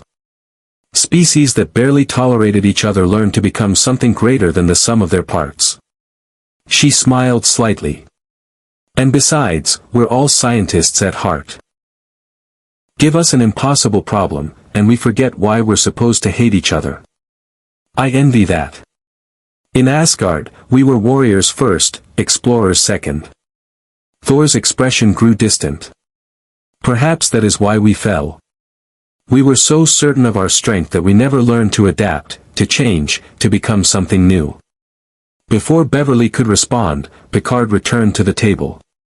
Thor, we're ready to begin preliminary tests. But I need to understand something first. When you say you'll reach into the quantum foam, what exactly does that entail? What are the risks? Thor considered how to explain. Imagine reaching into a fire to pull out a single spark before it dies. Except the fire exists at a scale billions of times smaller than an atom, in a space where the concept of reaching doesn't truly apply, and the spark only exists for 10 to the power of -43 seconds. That is what I must do. And if I am imprecise, if I grasp too much or too little, I could trigger a chain reaction that destabilizes local spacetime. Meaning I could accidentally create a miniature black hole. Or tear open a new rift. Or simply fail to stabilize anything at all. The observation lounge fell silent. Then Picard spoke, his voice carrying absolute conviction. But you believe you can succeed? I must believe it, Captain. Because the alternative is unacceptable. 6 hours later, the Enterprise and Valdor had achieved something unprecedented. Their sensor arrays were now linked, creating a detection grid with resolution previously thought impossible. The two ships orbited in close formation, their shields lowered to allow the connection, a gesture of trust that made both crews deeply uncomfortable. In engineering, Geordi stood beside Tomalak's chief engineer, a severe Romulan woman named Commander Sevik. Together, they had created a control interface that displayed quantum-level readings from the space between the two ships. This is remarkable, Sevik admitted grudgingly. Federation sensor technology is more sophisticated than our intelligence suggested. And Romulan targeting systems are more precise than we expected, Geordi replied with a smile. Maybe if we'd been sharing technology instead of pointing weapons at each other, we'd both be a lot further along. An appealing thought. Impractical, but appealing. On the view screen, the quantum foam appeared, not as empty space, but as a seething sea of probability. Virtual particles winked into existence and vanished in femtoseconds, a dance of creation and annihilation playing out at scales so small they barely qualified as real. Thor stood at the center of the cargo bay that had been converted into a laboratory. Around him, sensors monitored every possible variable. Beverly stood ready with medical equipment, though she had no idea what treating a god would entail. Worf supervised security, his hand near his phaser despite knowing it would be useless against a quantum accident. We're going to start with a simple test, Data's voice came through the comm, attempting to stabilize a single virtual photon pair. Thor, I am transmitting the coordinates to your tricorder now. Thor looked down at the Federation device strapped to his arm, watching as a three-dimensional grid appeared showing the target location. It was like trying to thread a needle in the dark while the needle phased in and out of existence billions of times per second. He closed his eyes, extending his consciousness. The power of the storm responded, but he forced it to move slowly, carefully. He felt the quantum foam. Not with his physical senses, but with something deeper. The same awareness that let him call lightning from clear skies now let him perceive the probability waves that underlay reality. There. A virtual photon pair, electron and positron, created from quantum uncertainty. They would exist for perhaps 10 to the power of -21 seconds before annihilating each other. Thor reached. It wasn't physical movement, but conceptual. He extended his will into the quantum realm, grasping the electron before it could encounter its antimatter counterpart. His power surrounded the particle, stabilizing it, forcing it to persist beyond its natural lifetime. The electron should have vanished. Instead, it remained. One single electron, pulled from probability into permanence. By the elements, Sevik whispered in engineering. It's working. The particle is stable. It continues to exist. Geordi's hands flew across his console. Confirmed. We're reading one electron in stable existence at the target coordinates. No corresponding energy debt. No compensating antimatter annihilation. It's genuine creation. In the cargo bay, Thor opened his eyes, and they blazed with triumphant lightning. I have done it, he said simply. I have created matter from nothing. The implications rippled through both ships. Officers who had been working with grim determination suddenly felt something they hadn't allowed themselves since learning of the unmakers' ultimatum: hope. "One electron," Picard said, his voice carrying through the calm to both ships. "Thor has created one electron from quantum probability. Now we must scale this up. We must create something significant enough to satisfy beings who have witnessed the birth and death of universes." "Captain," Data interjected, "I have been analyzing the unmakers' requirements. They specified something that has never existed before, not in this universe or any other. A single electron, or even a million electrons, would not qualify. Electrons have existed since the Big Bang. We must create something genuinely novel. A new form of matter, perhaps, or a structure that violates known physical laws while remaining stable." Thor frowned. "You're asking me to create something that shouldn't be able to exist." "Precisely. Because only something impossible by our universe's rules would prove that this reality still has creative potential beyond simple reorganization of existing matter." In the observation lounge, the senior officers reconvened. Picard could see exhaustion in every face. They'd been working non-stop for over 12 hours, and 48 hours remained on the unmaker's clock. "Suggestions," Picard said simply. Livius spoke first. "We could attempt to create a new element. Something beyond the periodic table. But that would require holding together atomic nuclei that physics says should fly apart instantly. Or a new particle," Data offered.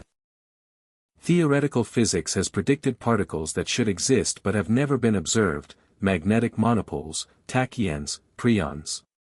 If Thor could stabilize such a particle from quantum probability, it would be genuinely novel. But would it be significant enough?" Beverly challenged. "We're trying to impress beings who view entire universes as experiments. A single exotic particle seems insufficient." Worf rumbled his agreement. "We need something visible. Undeniable. A demonstration of power that cannot be dismissed." Thor had been silent, his mind working through possibilities. Now he spoke, his voice carrying certainty. "We create life." Every head turned toward him. "Not existing life reorganized," Thor continued, standing and beginning to pace. "New life. A form that has never existed, built from elements we create ourselves, animated by energy pulled from the quantum foam. A being that is impossible by natural law yet exists nonetheless. Proof that this universe can still create, still innovate, still transcend its limitations." "You're talking about creating a sentient being from scratch," Beverly said, her medical ethics clearly troubled. "That's playing God, Thor." "Literally." "I am a god, Doctor," Thor replied, but his tone was gentle, not arrogant. "Or at least, I was worshipped as one. And I have learned that with that power comes responsibility. We would not create this being as a slave or an experiment. We would create it as proof that consciousness, life, and novelty can emerge even in a universe that the unmakers believe is exhausted." Picard was very still, his mind working through the ethical implications. "Mr. Data, is such a thing even theoretically possible?" "Unknown, sir. We have no framework for creating life from non-organic components using quantum manipulation. However, if Thor can stabilize exotic particles and arrange them into complex structures, and if we can provide the template for self-organizing patterns." He paused. "Captain, it would be the most ambitious undertaking in Federation history. More complex than android construction, because we would be creating not just artificial intelligence but genuinely novel existence. I can provide insights," Data continued. "As an artificial being myself, I understand the requirements for consciousness. We would need complexity, self-reference, the ability to process information and respond to environmental stimuli. If we create a physical form capable of supporting these processes, and if Thor can animate it with creation energy, it might work," Beverly finished. "Or it might result in a catastrophic failure that triggers exactly the kind of instability Thor warned about. Tomalak had been listening intently. Now she spoke. Captain Picard, this plan is insane. We are discussing creating a new form of life, something that has never existed, using technology and abilities we barely understand, with less than 2 days remaining before our reality is erased. She paused, and a slight smile touched her lips. I approve completely. If we are to save our universe, we must demonstrate the kind of audacious creativity that makes existence worthwhile. Let us show these unmakers what consciousness can achieve when pushed to its limits. Picard looked around the table, seeing determination on every face. These were beings from cultures that had been enemies, now united in pursuit of the impossible. If that wasn't proof of creative evolution, what was? Very well, he said. We create life. Mr. Data, work with Centurion Levius to design a viable template, something simple enough to be achievable but complex enough to demonstrate genuine consciousness. Dr. Crusher, consult on the biological requirements. Thor, continue practicing quantum manipulation. We'll need you to perform this feat at scales far beyond a single electron. And Captain, Tomalak added, my ship has one resource that might prove useful. 24 hours remained. The cargo bay had been transformed into something between a laboratory, a temple, and a birthplace. Equipment from both the Enterprise and the Valdor lined the walls, sensors, force field generators, medical monitors, and devices whose functions Picard couldn't even guess at. In the center, suspended in a complex web of force beams, hung the template. Data and Levius had worked through the night to design it. Not biological, not mechanical, but something in between. A crystalline lattice structure based on carbon, silicon, and elements that didn't exist yet, elements Thor would need to create from quantum foam. The lattice formed a three-dimensional network capable of supporting information processing, self-organization, and emergent complexity. It's beautiful, Beverly said quietly, studying the holographic projection of what they hoped to create. The structure rotated slowly, its geometry shifting as simulated neural pathways formed and reformed. It looks like a snowflake made of lightning. That is remarkably poetic, Doctor, Data replied. And technically accurate. The structure's fractal geometry does resemble crystalline ice, while the energy pathways Thor will create follow patterns similar to electrical discharge. Thor stood before the template, his hands raised, Mjolnir resting against his leg. For the past 8 hours, he had been practicing. Creating individual atoms, then simple molecules, gradually building toward the complexity required. His face was drawn with exhaustion, sweat beading on his forehead. Creating matter from nothing was taking its toll. How much longer? Picard asked Geordi, who monitored the quantum sensors. We're at about 40% completion. Thor's been creating the exotic elements, stuff that shouldn't exist but will form the core of the neural network. He's got maybe another 6 hours of work ahead of him. 6 hours.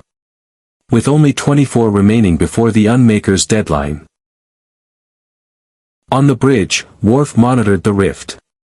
It had expanded to nearly 20 kilometers in diameter, and unmaker vessels, if they could be called vessels, were gathering on the other side. Waiting. Watching. Captain, Worf's voice came through the comm, the rift is destabilizing. Energy fluctuations are increasing. I believe the unmakers are preparing for full transition into our dimension. Understood, Lieutenant. Continue monitoring. Picard turned to Thor. We may be running out of time faster than expected. Thor's eyes flickered with lightning, fatigue and power mixing dangerously. Then I must work faster. He raised his hands again, and the air around the template crackled with energy. More atoms materialized, drawn from quantum probability, locked into stable existence through sheer force of will. Tomalak had transported aboard to observe, standing beside Picard with her arms crossed. I confess, Captain, I did not expect to spend what may be the last day of existence watching a mythological being attempt to create life in a Federation cargo bay. I don't think any of us expected this, Picard replied. But then, the universe has a habit of surprising us. Indeed. Tomalak's expression was unreadable. If we succeed, if we actually create a new form of life and satisfy the unmakers, what happens to this being we've created? Does it have rights? Will it be a Federation citizen? A Romulan subject? Who decides its fate? The question stopped Picard cold. In the rush to solve an existential crisis, they hadn't considered the ethical implications of success. I suppose, he said slowly, that decision belongs to the being itself. If it is truly conscious, truly alive, then it has self-determination. The right to choose its own path. A radical position for the Federation, Captain. You would give a laboratory creation the same rights as naturally evolved species?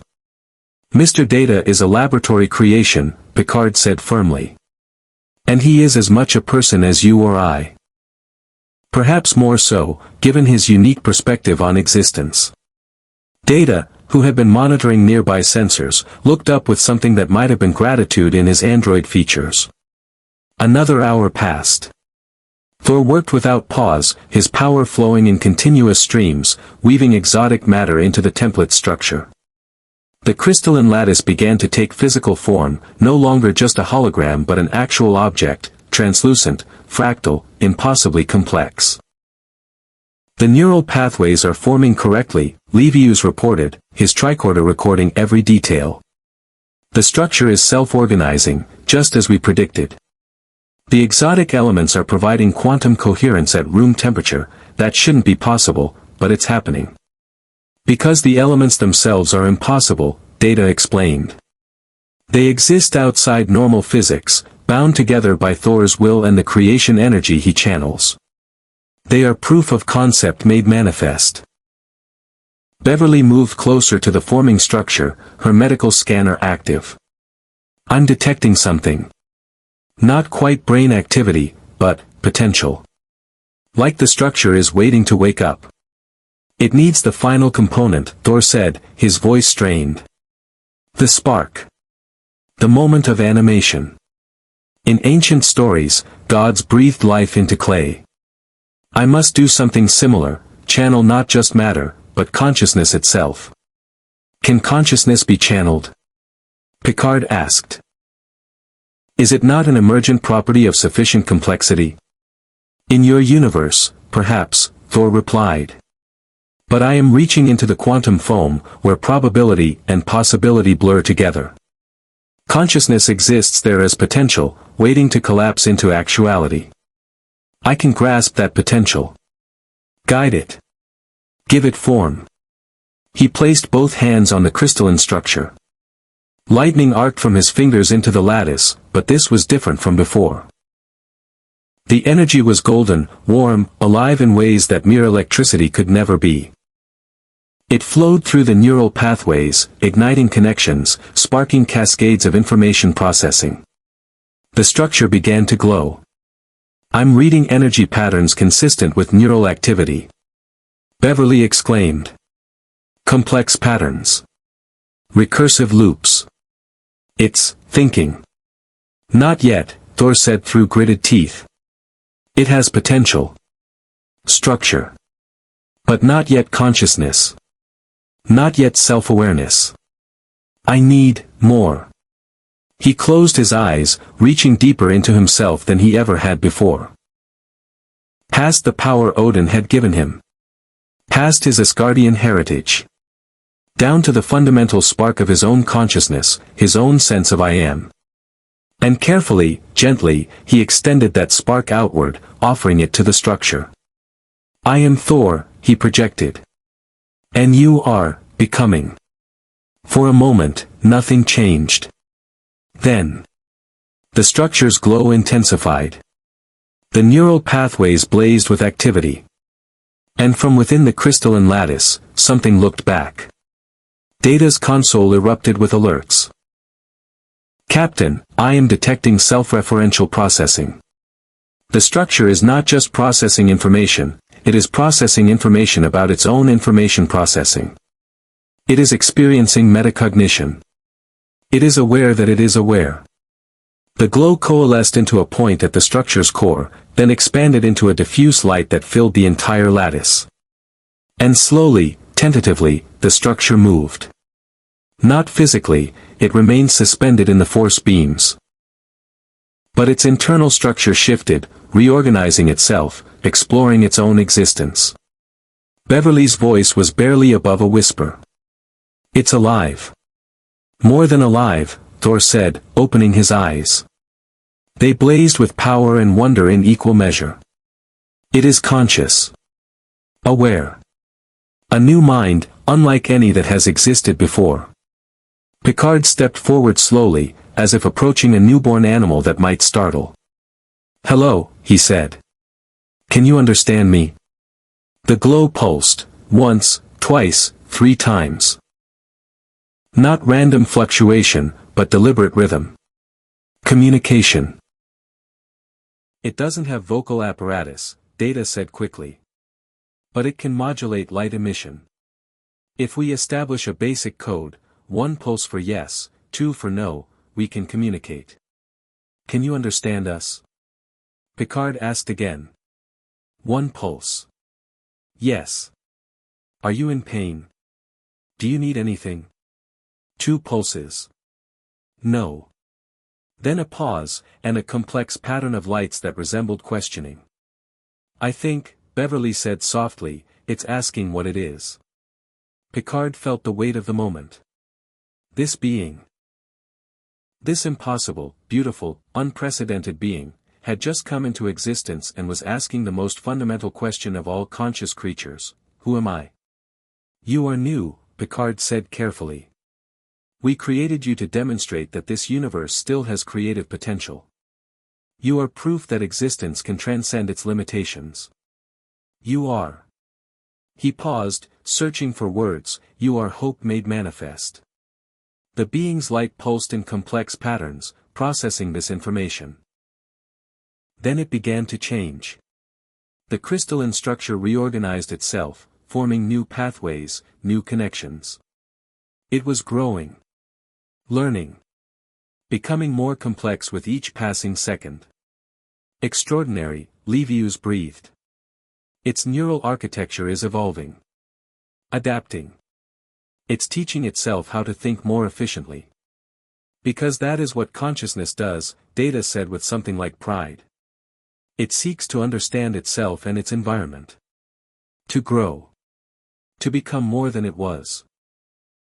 Thor collapsed to one knee, the strain of sustained creation finally overwhelming him. Beverly rushed to his side, but he waved her off. "I'm fine. Just, exhausted. Creating life is harder than creating storms." "You succeeded," Picard said, helping Thor to his feet. "You created something genuinely new. Something impossible. Exactly what the unmakers demanded." "Then we should show them," Tomalak said. "Immediately. We have 15 hours remaining, and I would prefer not to spend them wondering if our creation will be judged sufficient." Picard nodded. "Agreed. Mr. Worf, prepare to transport our new being to the shuttle.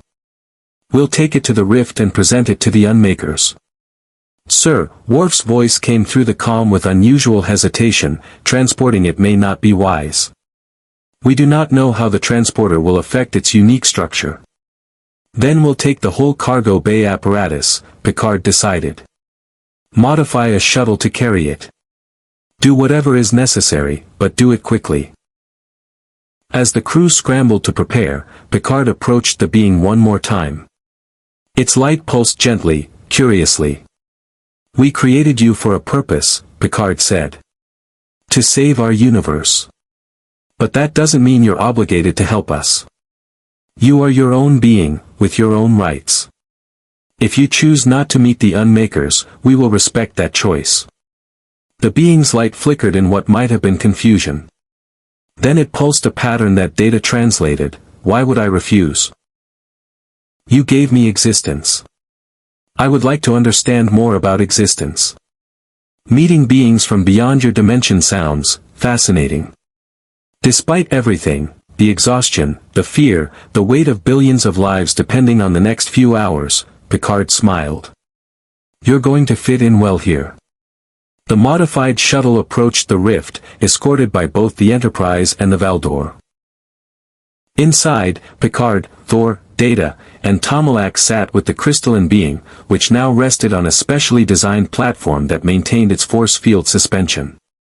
Approaching threshold, Data announced. Entering unmaker dimension in 10 seconds.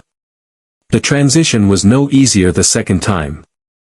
Reality twisted, inverted, and suddenly they were in that impossible space where physics was negotiable and geometry was merely a suggestion. The unmakers were waiting. Dozens of them, perhaps hundreds, their form without form surrounding the shuttle in a configuration that might have been threatening or might have been merely observational. One of the beings approached, perhaps the same one Thor had communicated with before, though it was impossible to tell. Its attention focused on the crystalline structure, and information flooded into everyone's minds simultaneously. The unmakers perceived the new being. Analyzed it. Understood it. And they were surprised. The surprise wasn't an emotion, exactly, but a fundamental recalibration of their assessment. This structure should not exist. The elements composing it violated conservation laws. Its consciousness emerged from quantum processes that should not support self-awareness. Its very existence was a contradiction. It was, in every sense, impossible. And therefore, it was genuinely new.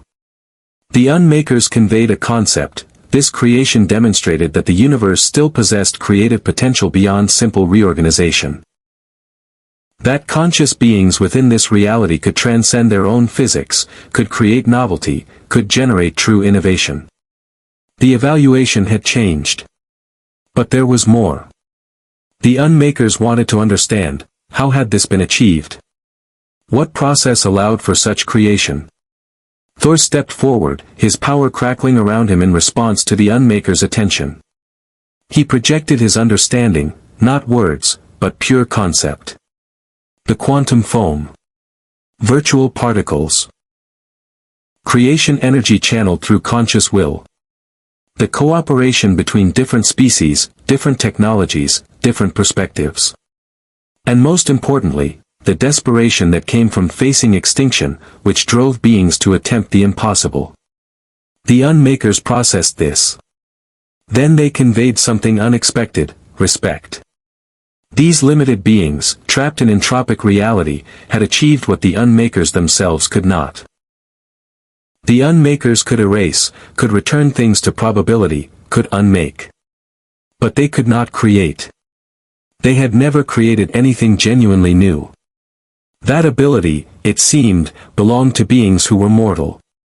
Finite. Desperate. Beings who knew that their time was limited and therefore refused to accept limitations. A new concept flowed from the unmakers, the rift would close. The evaluation was complete. This universe had demonstrated sufficient creative vitality to justify continued existence. But there was a price. The crystalline being would remain with the unmakers. Not as prisoner or specimen, but as teacher.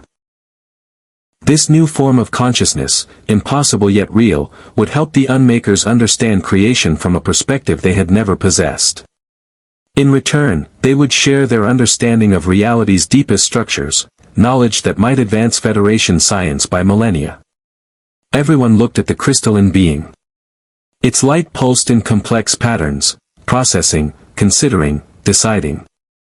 Finally, it communicated through data. I have existed for 6 hours. In that time, I have learned that consciousness means choice. The choice to help, to learn, to grow. If staying with the unmakers serves that purpose, then I will stay. But I have one condition.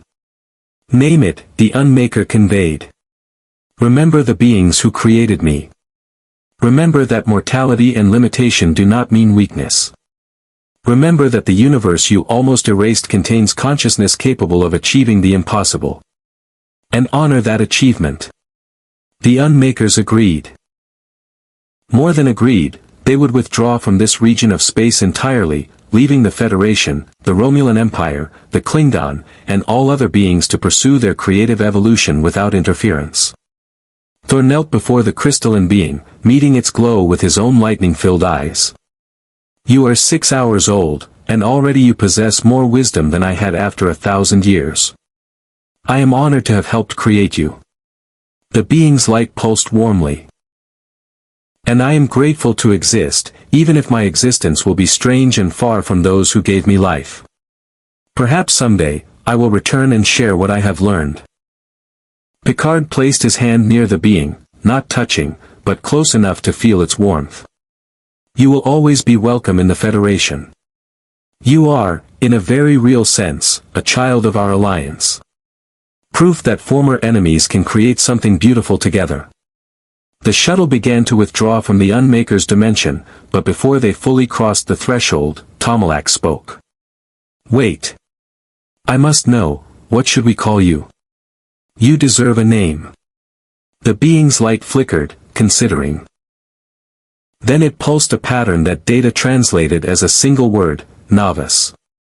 "Because I am new, and because I represent the possibility of renewal."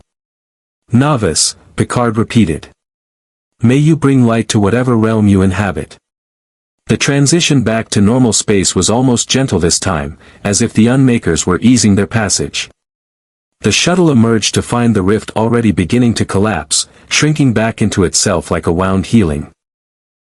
On the bridge of the Enterprise, the crew erupted in relieved cheers. On the Valdor, Romulan discipline prevented celebration, but satisfaction was evident in every face. "The rift is closing," Worf reported, his voice carrying pride and relief in equal measure. "The unmaker vessels are withdrawing. Captain, we have succeeded." Picard sat in his command chair, feeling exhaustion wash over him for the first time in days. "Indeed we have, Mr. Worf. Indeed we have." Thor stood at the viewport, watching the rift disappear, leaving only normal space behind. He thought of Novice, already far beyond reach, learning secrets that no mortal would ever know. He thought of his friends in Asgard, wondering if they would believe the story of how he helped save an entire universe by creating life. Mostly, he thought about how strange and wonderful this universe had turned out to be. So different from his own, yet so similar in the ways that mattered. Beings here valued cooperation, innovation, and creative solutions to impossible problems. It reminded him of what Asgard could have been, if they had looked beyond their own strength and pride. "Thor," Picard's voice interrupted his thoughts. "You look contemplative." "I am thinking, Captain, that perhaps the Norns sent me here for a reason beyond simply stopping the unmakers. Perhaps I was meant to learn this lesson. That true strength comes not from individual power, but from the cooperation between different beings working toward a common goal." A wise observation. And one that I hope both our peoples, Federation and Romulan, will remember in the days ahead. Tomalak's image appeared on the view screen. "Captain Picard, my ship is preparing to return to Romulan space. But before we depart, I wanted to acknowledge what we accomplished together. The Tal Shir will undoubtedly deny everything. The High Council will claim we acted without authorization. But I will know the truth. And truth has a way of surviving, even in the shadows. Commander, it has been an honor working with you. I hope this is not the last time." "As do I, Captain. As do I." She glanced at Thor. "And you, Thunder Warrior, thank you for reminding us all that the impossible is merely the difficult viewed from the wrong angle." The transmission ended. The Valdor cloaked and vanished, returning to the secret spaces from which Romulan power emerged. "Set course for Federation space," Picard ordered. "Maximum warp. I believe we're all overdue for some rest." As the Enterprise turned away from where the rift had been, Thor felt something shift. A subtle pull, a whisper in his consciousness. The Bifrost, responding to his presence, recognizing him across dimensions. He could go home. Return to Asgard, to his duties, to his realm. But not yet. Captain, Thor said slowly, I believe I may have a way to return to my universe.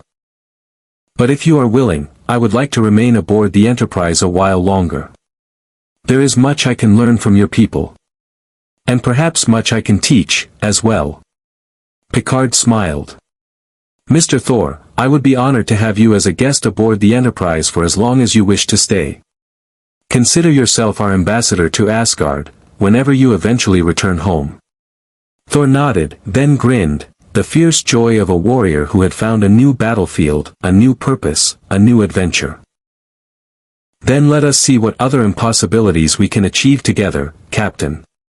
After all, we've already saved one universe. How difficult can the rest be?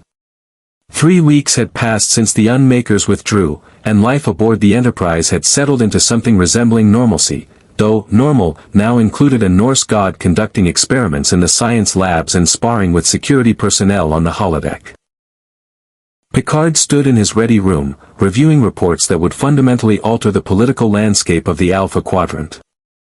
Starfleet Command had initially been skeptical of his account, unmakers, quantum creation, cooperation with Romulans, until the sensor logs from both the Enterprise and the Valdor corroborated every detail.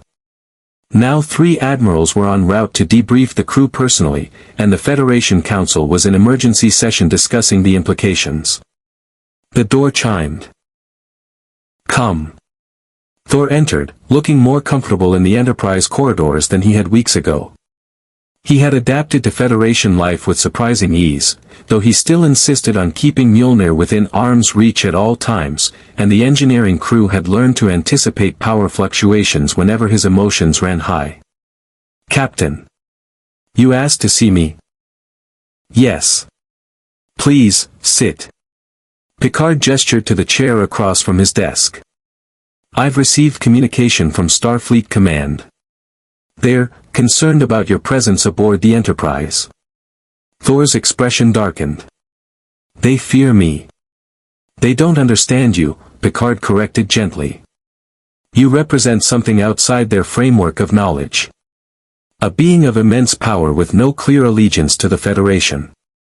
Some admirals believe you're a potential security risk. And you, Captain? What do you believe? Picard was silent for a moment, choosing his words carefully. I believe you are exactly what you claim to be, a warrior seeking to understand a universe very different from your own. I believe you saved billions of lives through your abilities and your willingness to cooperate. And I believe that judging beings by their potential for destruction rather than their demonstrated character is a path toward fear and paranoia. Thor's smile was slight but genuine. You remind me of someone I knew. Jane Foster. She saw past what I was and recognized who I could be. He leaned back in his chair, his fingers drumming against Mjolnir's handle. But your admirals are not wrong to be cautious. I am powerful. I could cause tremendous damage if I chose. The question is not whether I can be trusted, but whether they can accept that some things must be taken on faith. Which brings me to my next question, Picard said. You mentioned you could sense the Bifrost. That you could return home. Why haven't you? Thor's gaze drifted to the viewport, where stars streaked past in warp-distorted lines. Because I am not ready. On Asgard, I was the god of thunder. Prince. Warrior. Protector. But I was also limited. I saw the universe through Asgardian eyes, valued strength above wisdom, assumed our way was the only way. He looked back at Picard. Here, I have learned differently. Your Federation values exploration, understanding, cooperation between different peoples. You solve problems not through overwhelming force, but through creativity and compromise. We don't always succeed, Picard cautioned. The Federation has made mistakes. Grave ones, at times. But you learn from them. You adapt. You grow. Thor stood, moving to the viewport. When I return to Asgard, and I will return, my people need me, I want to bring this wisdom with me. I want to show them that there are other ways to be strong. Other paths to glory. Picard joined him at the viewport. Then you're planning to leave soon? Soon, yes. But not today. Not yet. Thor's eyes crackled briefly with lightning. I have been receiving messages. Dreams, perhaps, or visions.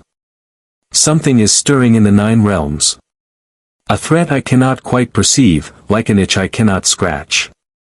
The Bifrost brought me here for a reason, Captain. I thought the reason was the unmakers, but now I wonder if there was something more. Some lesson I have not yet learned, some purpose I have not yet fulfilled. Before Picard could respond, the intercom chirped. Bridge to Captain Picard. We're receiving a Priority 1 transmission from the Klingon Empire. They're requesting Thor's presence specifically. Picard and Thor exchanged glances. On my way. Thor, you'd better come with me. The bridge was tense with anticipation when they arrived. On the view screen, a Klingon warrior glared out at them. Not with hostility, but with the fierce intensity that characterized his people. Beside him stood Korvac, the renegade who had attacked Araria to draw their attention to the rift. I am General Martok of the Klingon Defense Force, the warrior announced. I seek the Thunder Warrior who defeated the Unmakers. Thor stepped forward. I am Thor of Asgard. Though I did... Martok's laugh was explosive. Disappointing. You misunderstand Klingon, Thor of Asgard. Any fool can start a fight. It takes true strength to end one without bloodshed, when bloodshed is the easier path. His expression grew serious. Korvac has told me everything. How he broke from his command to warn you. How you honored his warriors even in defeat. How you risked your life to save our empire alongside Federation and Romulan forces. He speaks the truth, Picard interjected. Thor was instrumental in. I speak to Thor, Martok interrupted, then seemed to catch himself. With respect, Captain Picard. But this matter concerns honor, and honor must be addressed warrior to warrior. Thor nodded slowly. What would you ask of me, General? The High Council has reviewed Korvac's actions. His attack on the Federation colony violated treaties and caused deaths. By law, he should be executed for his crimes. Martok's single eye, the other lost in some long-ago battle, fixed on Thor. But he acted to save the Empire from a threat our leaders refused to acknowledge. That deserves consideration. I ask you, Thor, as the warrior who faced the Unmakers, does Korvac deserve death, or does he deserve redemption? The bridge fell silent. Thor studied Korvac, who stood straight and proud, ready to accept whatever judgment came. The Klingon warrior had been willing to sacrifice his honor to save his people, an act that took more courage than dying in glorious battle. Korvac attacked innocence, Thor said slowly. That cannot be ignored or forgiven lightly. But he did so because no one would listen to his warnings. Because those in power chose politics over truth. Thor's voice carried the weight of centuries. I have known many warriors who chose the easy path of following orders without question. Korvac chose the harder path, to risk everything to save his people from a threat they would not see. That is not dishonor. That is the highest form of honor I know. Martok nodded slowly. The Thunder Warrior has spoken. Korvac, by my authority and the authority of those on the High Council who still value truth over politics, you are pardoned for your actions. But you cannot return to your former rank. You broke command. That has consequences. I accept this, Korvac said, his voice steady. However, Martok continued, a new position has been created. The Empire recognizes that we need warriors who can see threats our leaders might miss. Who can act when action is necessary, even if it means breaking protocol. His smile was fierce. You will serve as liaison between the Empire and the Federation, working specifically with this enterprise. Your duty will be to identify threats that cross political boundaries and ensure they are addressed before they become catastrophic. Picard's eyebrows rose. General, this is highly irregular. A Klingon officer permanently assigned to a Federation vessel. These are irregular times, Captain. The unmakers proved that our old ways of thinking, Federation versus Empire versus Romulans, are luxuries we can no longer afford. There are threats in this galaxy that do not care about our borders or our politics. We need beings who can look beyond artificial divisions. Martok's eye fixed on Thor. Beings like your Thunder Warrior. I am honored, Thor said. But I am not Federation. I am not even from this universe. Exactly, Martok replied. You have no allegiance to any of our powers, which means you can work with all of them. You see clearly where our politics blind us. He paused. Thor of Asgard, the Klingon Empire formally requests that you remain aboard the Enterprise as a, what is the Federation term? Special consultant. Work with Picard. Work with Korvac. Help us identify and address threats that require cooperation rather than conquest. Thor looked at Picard, who seemed as surprised as anyone. Captain. This is your ship. The decision is yours. Picard was silent for a long moment, his mind working through implications. Having Thor aboard permanently would raise countless questions, require diplomatic maneuvering at the highest levels, and fundamentally change the Enterprise's mission profile. It was complicated, politically fraught, and completely unprecedented. Mr. Thor, Picard said with a slight smile, I would be honored to have you serve aboard the Enterprise for as long as you wish. Consider yourself our official ambassador at large. Representing not any single power, but the principle of cooperation itself. Thor's grin was fierce and joyful. Then I accept. Though I warn you, Captain, I am not skilled at diplomacy. I am much better at hitting things with hammers. Fortunately, Riker interjected with his own grin, this is the Enterprise. We encounter things that need hitting with hammers on a fairly regular basis. The transmission with Martok concluded with mutual expressions of respect and an agreement to formalize the new arrangements through proper diplomatic channels, a process that would undoubtedly take months and involve countless committees. As the bridge crew returned to their duties, Counselor Troy approached Thor. How do you feel about this new role? It's quite different from what you're accustomed to. Thor considered the question seriously. On Asgard, I was born to a role. Prince. Warrior. Heir to the throne. Every action was predetermined by tradition and expectation. His expression softened. Here, I can choose who I am. What I value. How I serve. That freedom is, strange. Frightening. But also exhilarating. Welcome to Starfleet, Troy said with a warm smile. Where everyone is figuring out who they are while trying to save the galaxy. Over the following days, Thor integrated himself into the Enterprise's routine. He attended briefings, offered tactical insights from his centuries of combat experience, and spent hours in the science labs with Data, discussing the nature of consciousness and the relationship between magic and technology. He also spent time in 10 Forward, the ship's lounge, where crew members gradually lost their awe of him and began treating him as just another officer, albeit one who could summon lightning and occasionally had to duck through doorways. One evening, Picard found Thor sitting alone at a viewport table, a glass of Romulan ale in his hand, a gift from Tomalak, who had sent a case to both Picard and Thor as a gesture of continued cooperation. May I join you? Picard asked. Please. Thor gestured to the empty seat. I was just contemplating how strange my life has become. A month ago, I was fighting to save Earth from Thanos' forces. Now I am aboard a starship in a different universe, drinking ale with beings who didn't exist in my reality, serving a cause I barely understand. Do you regret it? No. Thor's answer was immediate and certain. I regret many things in my life, Captain. The arrogance of my youth. The times I valued glory over wisdom. The people I failed to save.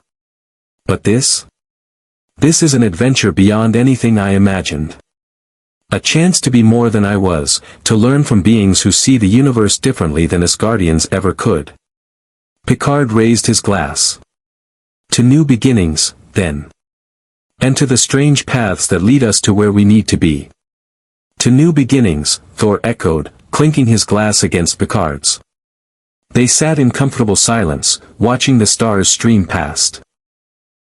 Somewhere out there, the rift had closed completely, leaving no trace of the Unmaker's presence. Novice, the impossible being they had created, was learning secrets no mortal would ever know. The Federation, the Klingon Empire, and even the Romulan Star Empire were tentatively exploring what genuine cooperation might look like. And Thor Odinson, God of Thunder, Prince of Asgard, sat aboard the USS Enterprise, contemplating his place in a universe that valued wisdom as much as strength. "Captain," Thor said after a while, "tell me about your most difficult first contact. The species you met that challenged everything you believed about the universe." Picard smiled. It was going to be a long conversation, the kind that happened between explorers who had seen the impossible and lived to tell the tale. "Well," he began, "there was a species called the Sheliak. They believed organic beings were fundamentally inferior." As Picard spoke and Thor listened, the Enterprise continued its journey through unexplored space. There would be other crises, other threats, other moments when the impossible became necessary. But for now, in this moment, two warriors from vastly different backgrounds shared stories and ale, building the kind of understanding that transcended politics and power. Outside the viewport, a new star system appeared on the horizon. Unknown. Uncharted. Full of possibilities. "Mr. Data," Picard's voice came through the comm system, "alter course to investigate that system. Let's see what we can discover." "Aye, Captain." Adjusting course. Thor stood, setting down his glass. "A new system to explore." "Captain, I believe this is where I say something appropriately heroic about boldly going where no one has gone before." "That would be the tradition, yes." "Then I shall endeavor to live up to it." Thor hefted Mjolnir, which crackled with barely contained lightning. Not because he expected danger, but because the hammer responded to his excitement, his anticipation of the unknown. As they left 10 forward and headed to the bridge, Picard reflected on how far they'd come in such a short time. From crisis to cooperation. From suspicion to trust. From the edge of annihilation to a new dawn of possibility. The universe was vast, mysterious, and occasionally terrifying. But it was also full of wonder, beauty, and beings capable of achieving the impossible when they worked together. And now, the Enterprise had a God of Thunder to help them face whatever came next. Picard wouldn't have it any other way. In the cargo bay where Novice had been created, Data stood alone, studying the equipment that had made the impossible possible. The crystalline lattice framework remained, empty now, but still resonant with the energy that had given birth to consciousness. "Fascinating," Data murmured to himself. "To create life from probability. To make the impossible real through cooperation and determination." He reached out, his artificial fingers touching the structure. For a moment, just a moment. He thought he felt something. A warmth. A presence. As if Novice, impossibly far away in the Unmakers dimension, had reached back across realities to say, "I exist. I remember. I am grateful." Then the sensation faded, and Data was alone again. But he smiled, an expression learned from humans, now genuine, because he understood something profound. In a universe governed by entropy, where everything moved toward disorder and decay, consciousness was the rebellion. The refusal to accept that the end was inevitable. The insistence on creating meaning, beauty, and connection even in the face of oblivion. That rebellion was what made existence worthwhile. And that rebellion, Data now understood, was what it truly meant to be alive. On the bridge, as the Enterprise approached the unknown star system, Thor stood beside Picard's chair, watching the viewscreen with the eager anticipation of a warrior heading into battle. Except the battle was against ignorance, and the weapon was curiosity. "What do you think we'll find, Captain?" Thor asked. Picard smiled. "I don't know. But that's rather the point, isn't it? The joy of exploration is not knowing what comes next. On Asgard, we had a saying, 'The unknown is where heroes are forged.' The Federation has a similar expression, 'Space, the final frontier.'" Thor nodded slowly. "I like that better. Your people do not see the unknown as an enemy to be conquered, but as a frontier to be explored. There is wisdom in that distinction." "Perhaps," Picard said, "that is the most important lesson you'll take back to Asgard when you eventually return home. That strength without curiosity is merely brutality. That power without understanding is only destruction. And that true glory comes not from conquest, but from the courage to explore, to learn, and to grow." Thunder rumbled softly through the ship, not threatening, but affirming. Thor's lightning responding to a truth that resonated in his very being. "Yes, Captain," Thor said quietly. "That is precisely the lesson I needed to learn." The Enterprise entered the unknown system, sensors probing, ready for whatever mysteries awaited. Behind them, the rift was gone, the unmakers withdrawn, the crisis averted. Ahead lay infinite possibility. And in that moment, with a crew united by purpose and strengthened by cooperation, with a god of thunder standing beside mortals as an equal, with the lessons of impossible creation fresh in their minds, the future felt bright indeed. The storm had passed. But the adventure was just beginning. Thor Odinson, god of thunder, prince of Asgard, had fallen into a universe where science replaced magic and diplomacy conquered worlds that armies could not. He arrived expecting to fight, to overcome through strength, to prove his worth through combat. Instead, he learned to create. The Enterprise continued its mission of exploration, now accompanied by a warrior who understood that true power came not from the ability to destroy, but from the courage to build something new. Thor's presence aboard became a symbol, proof that even the mightiest beings could learn, adapt, and find purpose beyond their original design. In the Klingon Empire, Korvek established protocols for cross-species threat assessment, ensuring that warnings from unlikely sources would never again be dismissed. His dishonor became legend, not as failure, but as the price of necessary action. Young warriors studied his choice and learned that honor sometimes meant breaking rules to serve a higher purpose. The Romulan Star Empire remained characteristically secretive about the incident, but Commander Tomalak's career advanced rapidly after her return. And in the shadows of Romulan intelligence, files began circulating suggesting that cooperation with the Federation might serve the Empire's interests better than endless opposition. And Novice, the impossible being created from quantum probability and desperate hope, dwelt among the unmakers and taught them what mortals had always known, that limitation breeds creativity, that mortality gives meaning to existence, and that the most beautiful things in the universe are created by beings who know their time is finite. The Bifrost whispered to Thor constantly now, offering passage home whenever he chose. But he remained aboard the Enterprise, because his education was not yet complete. There were more lessons to learn, more beings to meet, more impossibilities to achieve. Eventually, he would return to Asgard.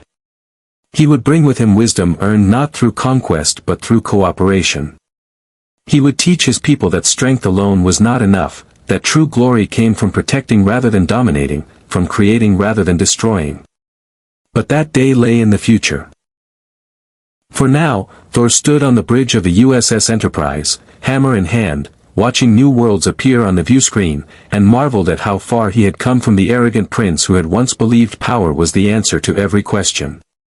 He had learned better. He had learned that sometimes, the greatest victories come not from overwhelming force, but from the courage to try something new.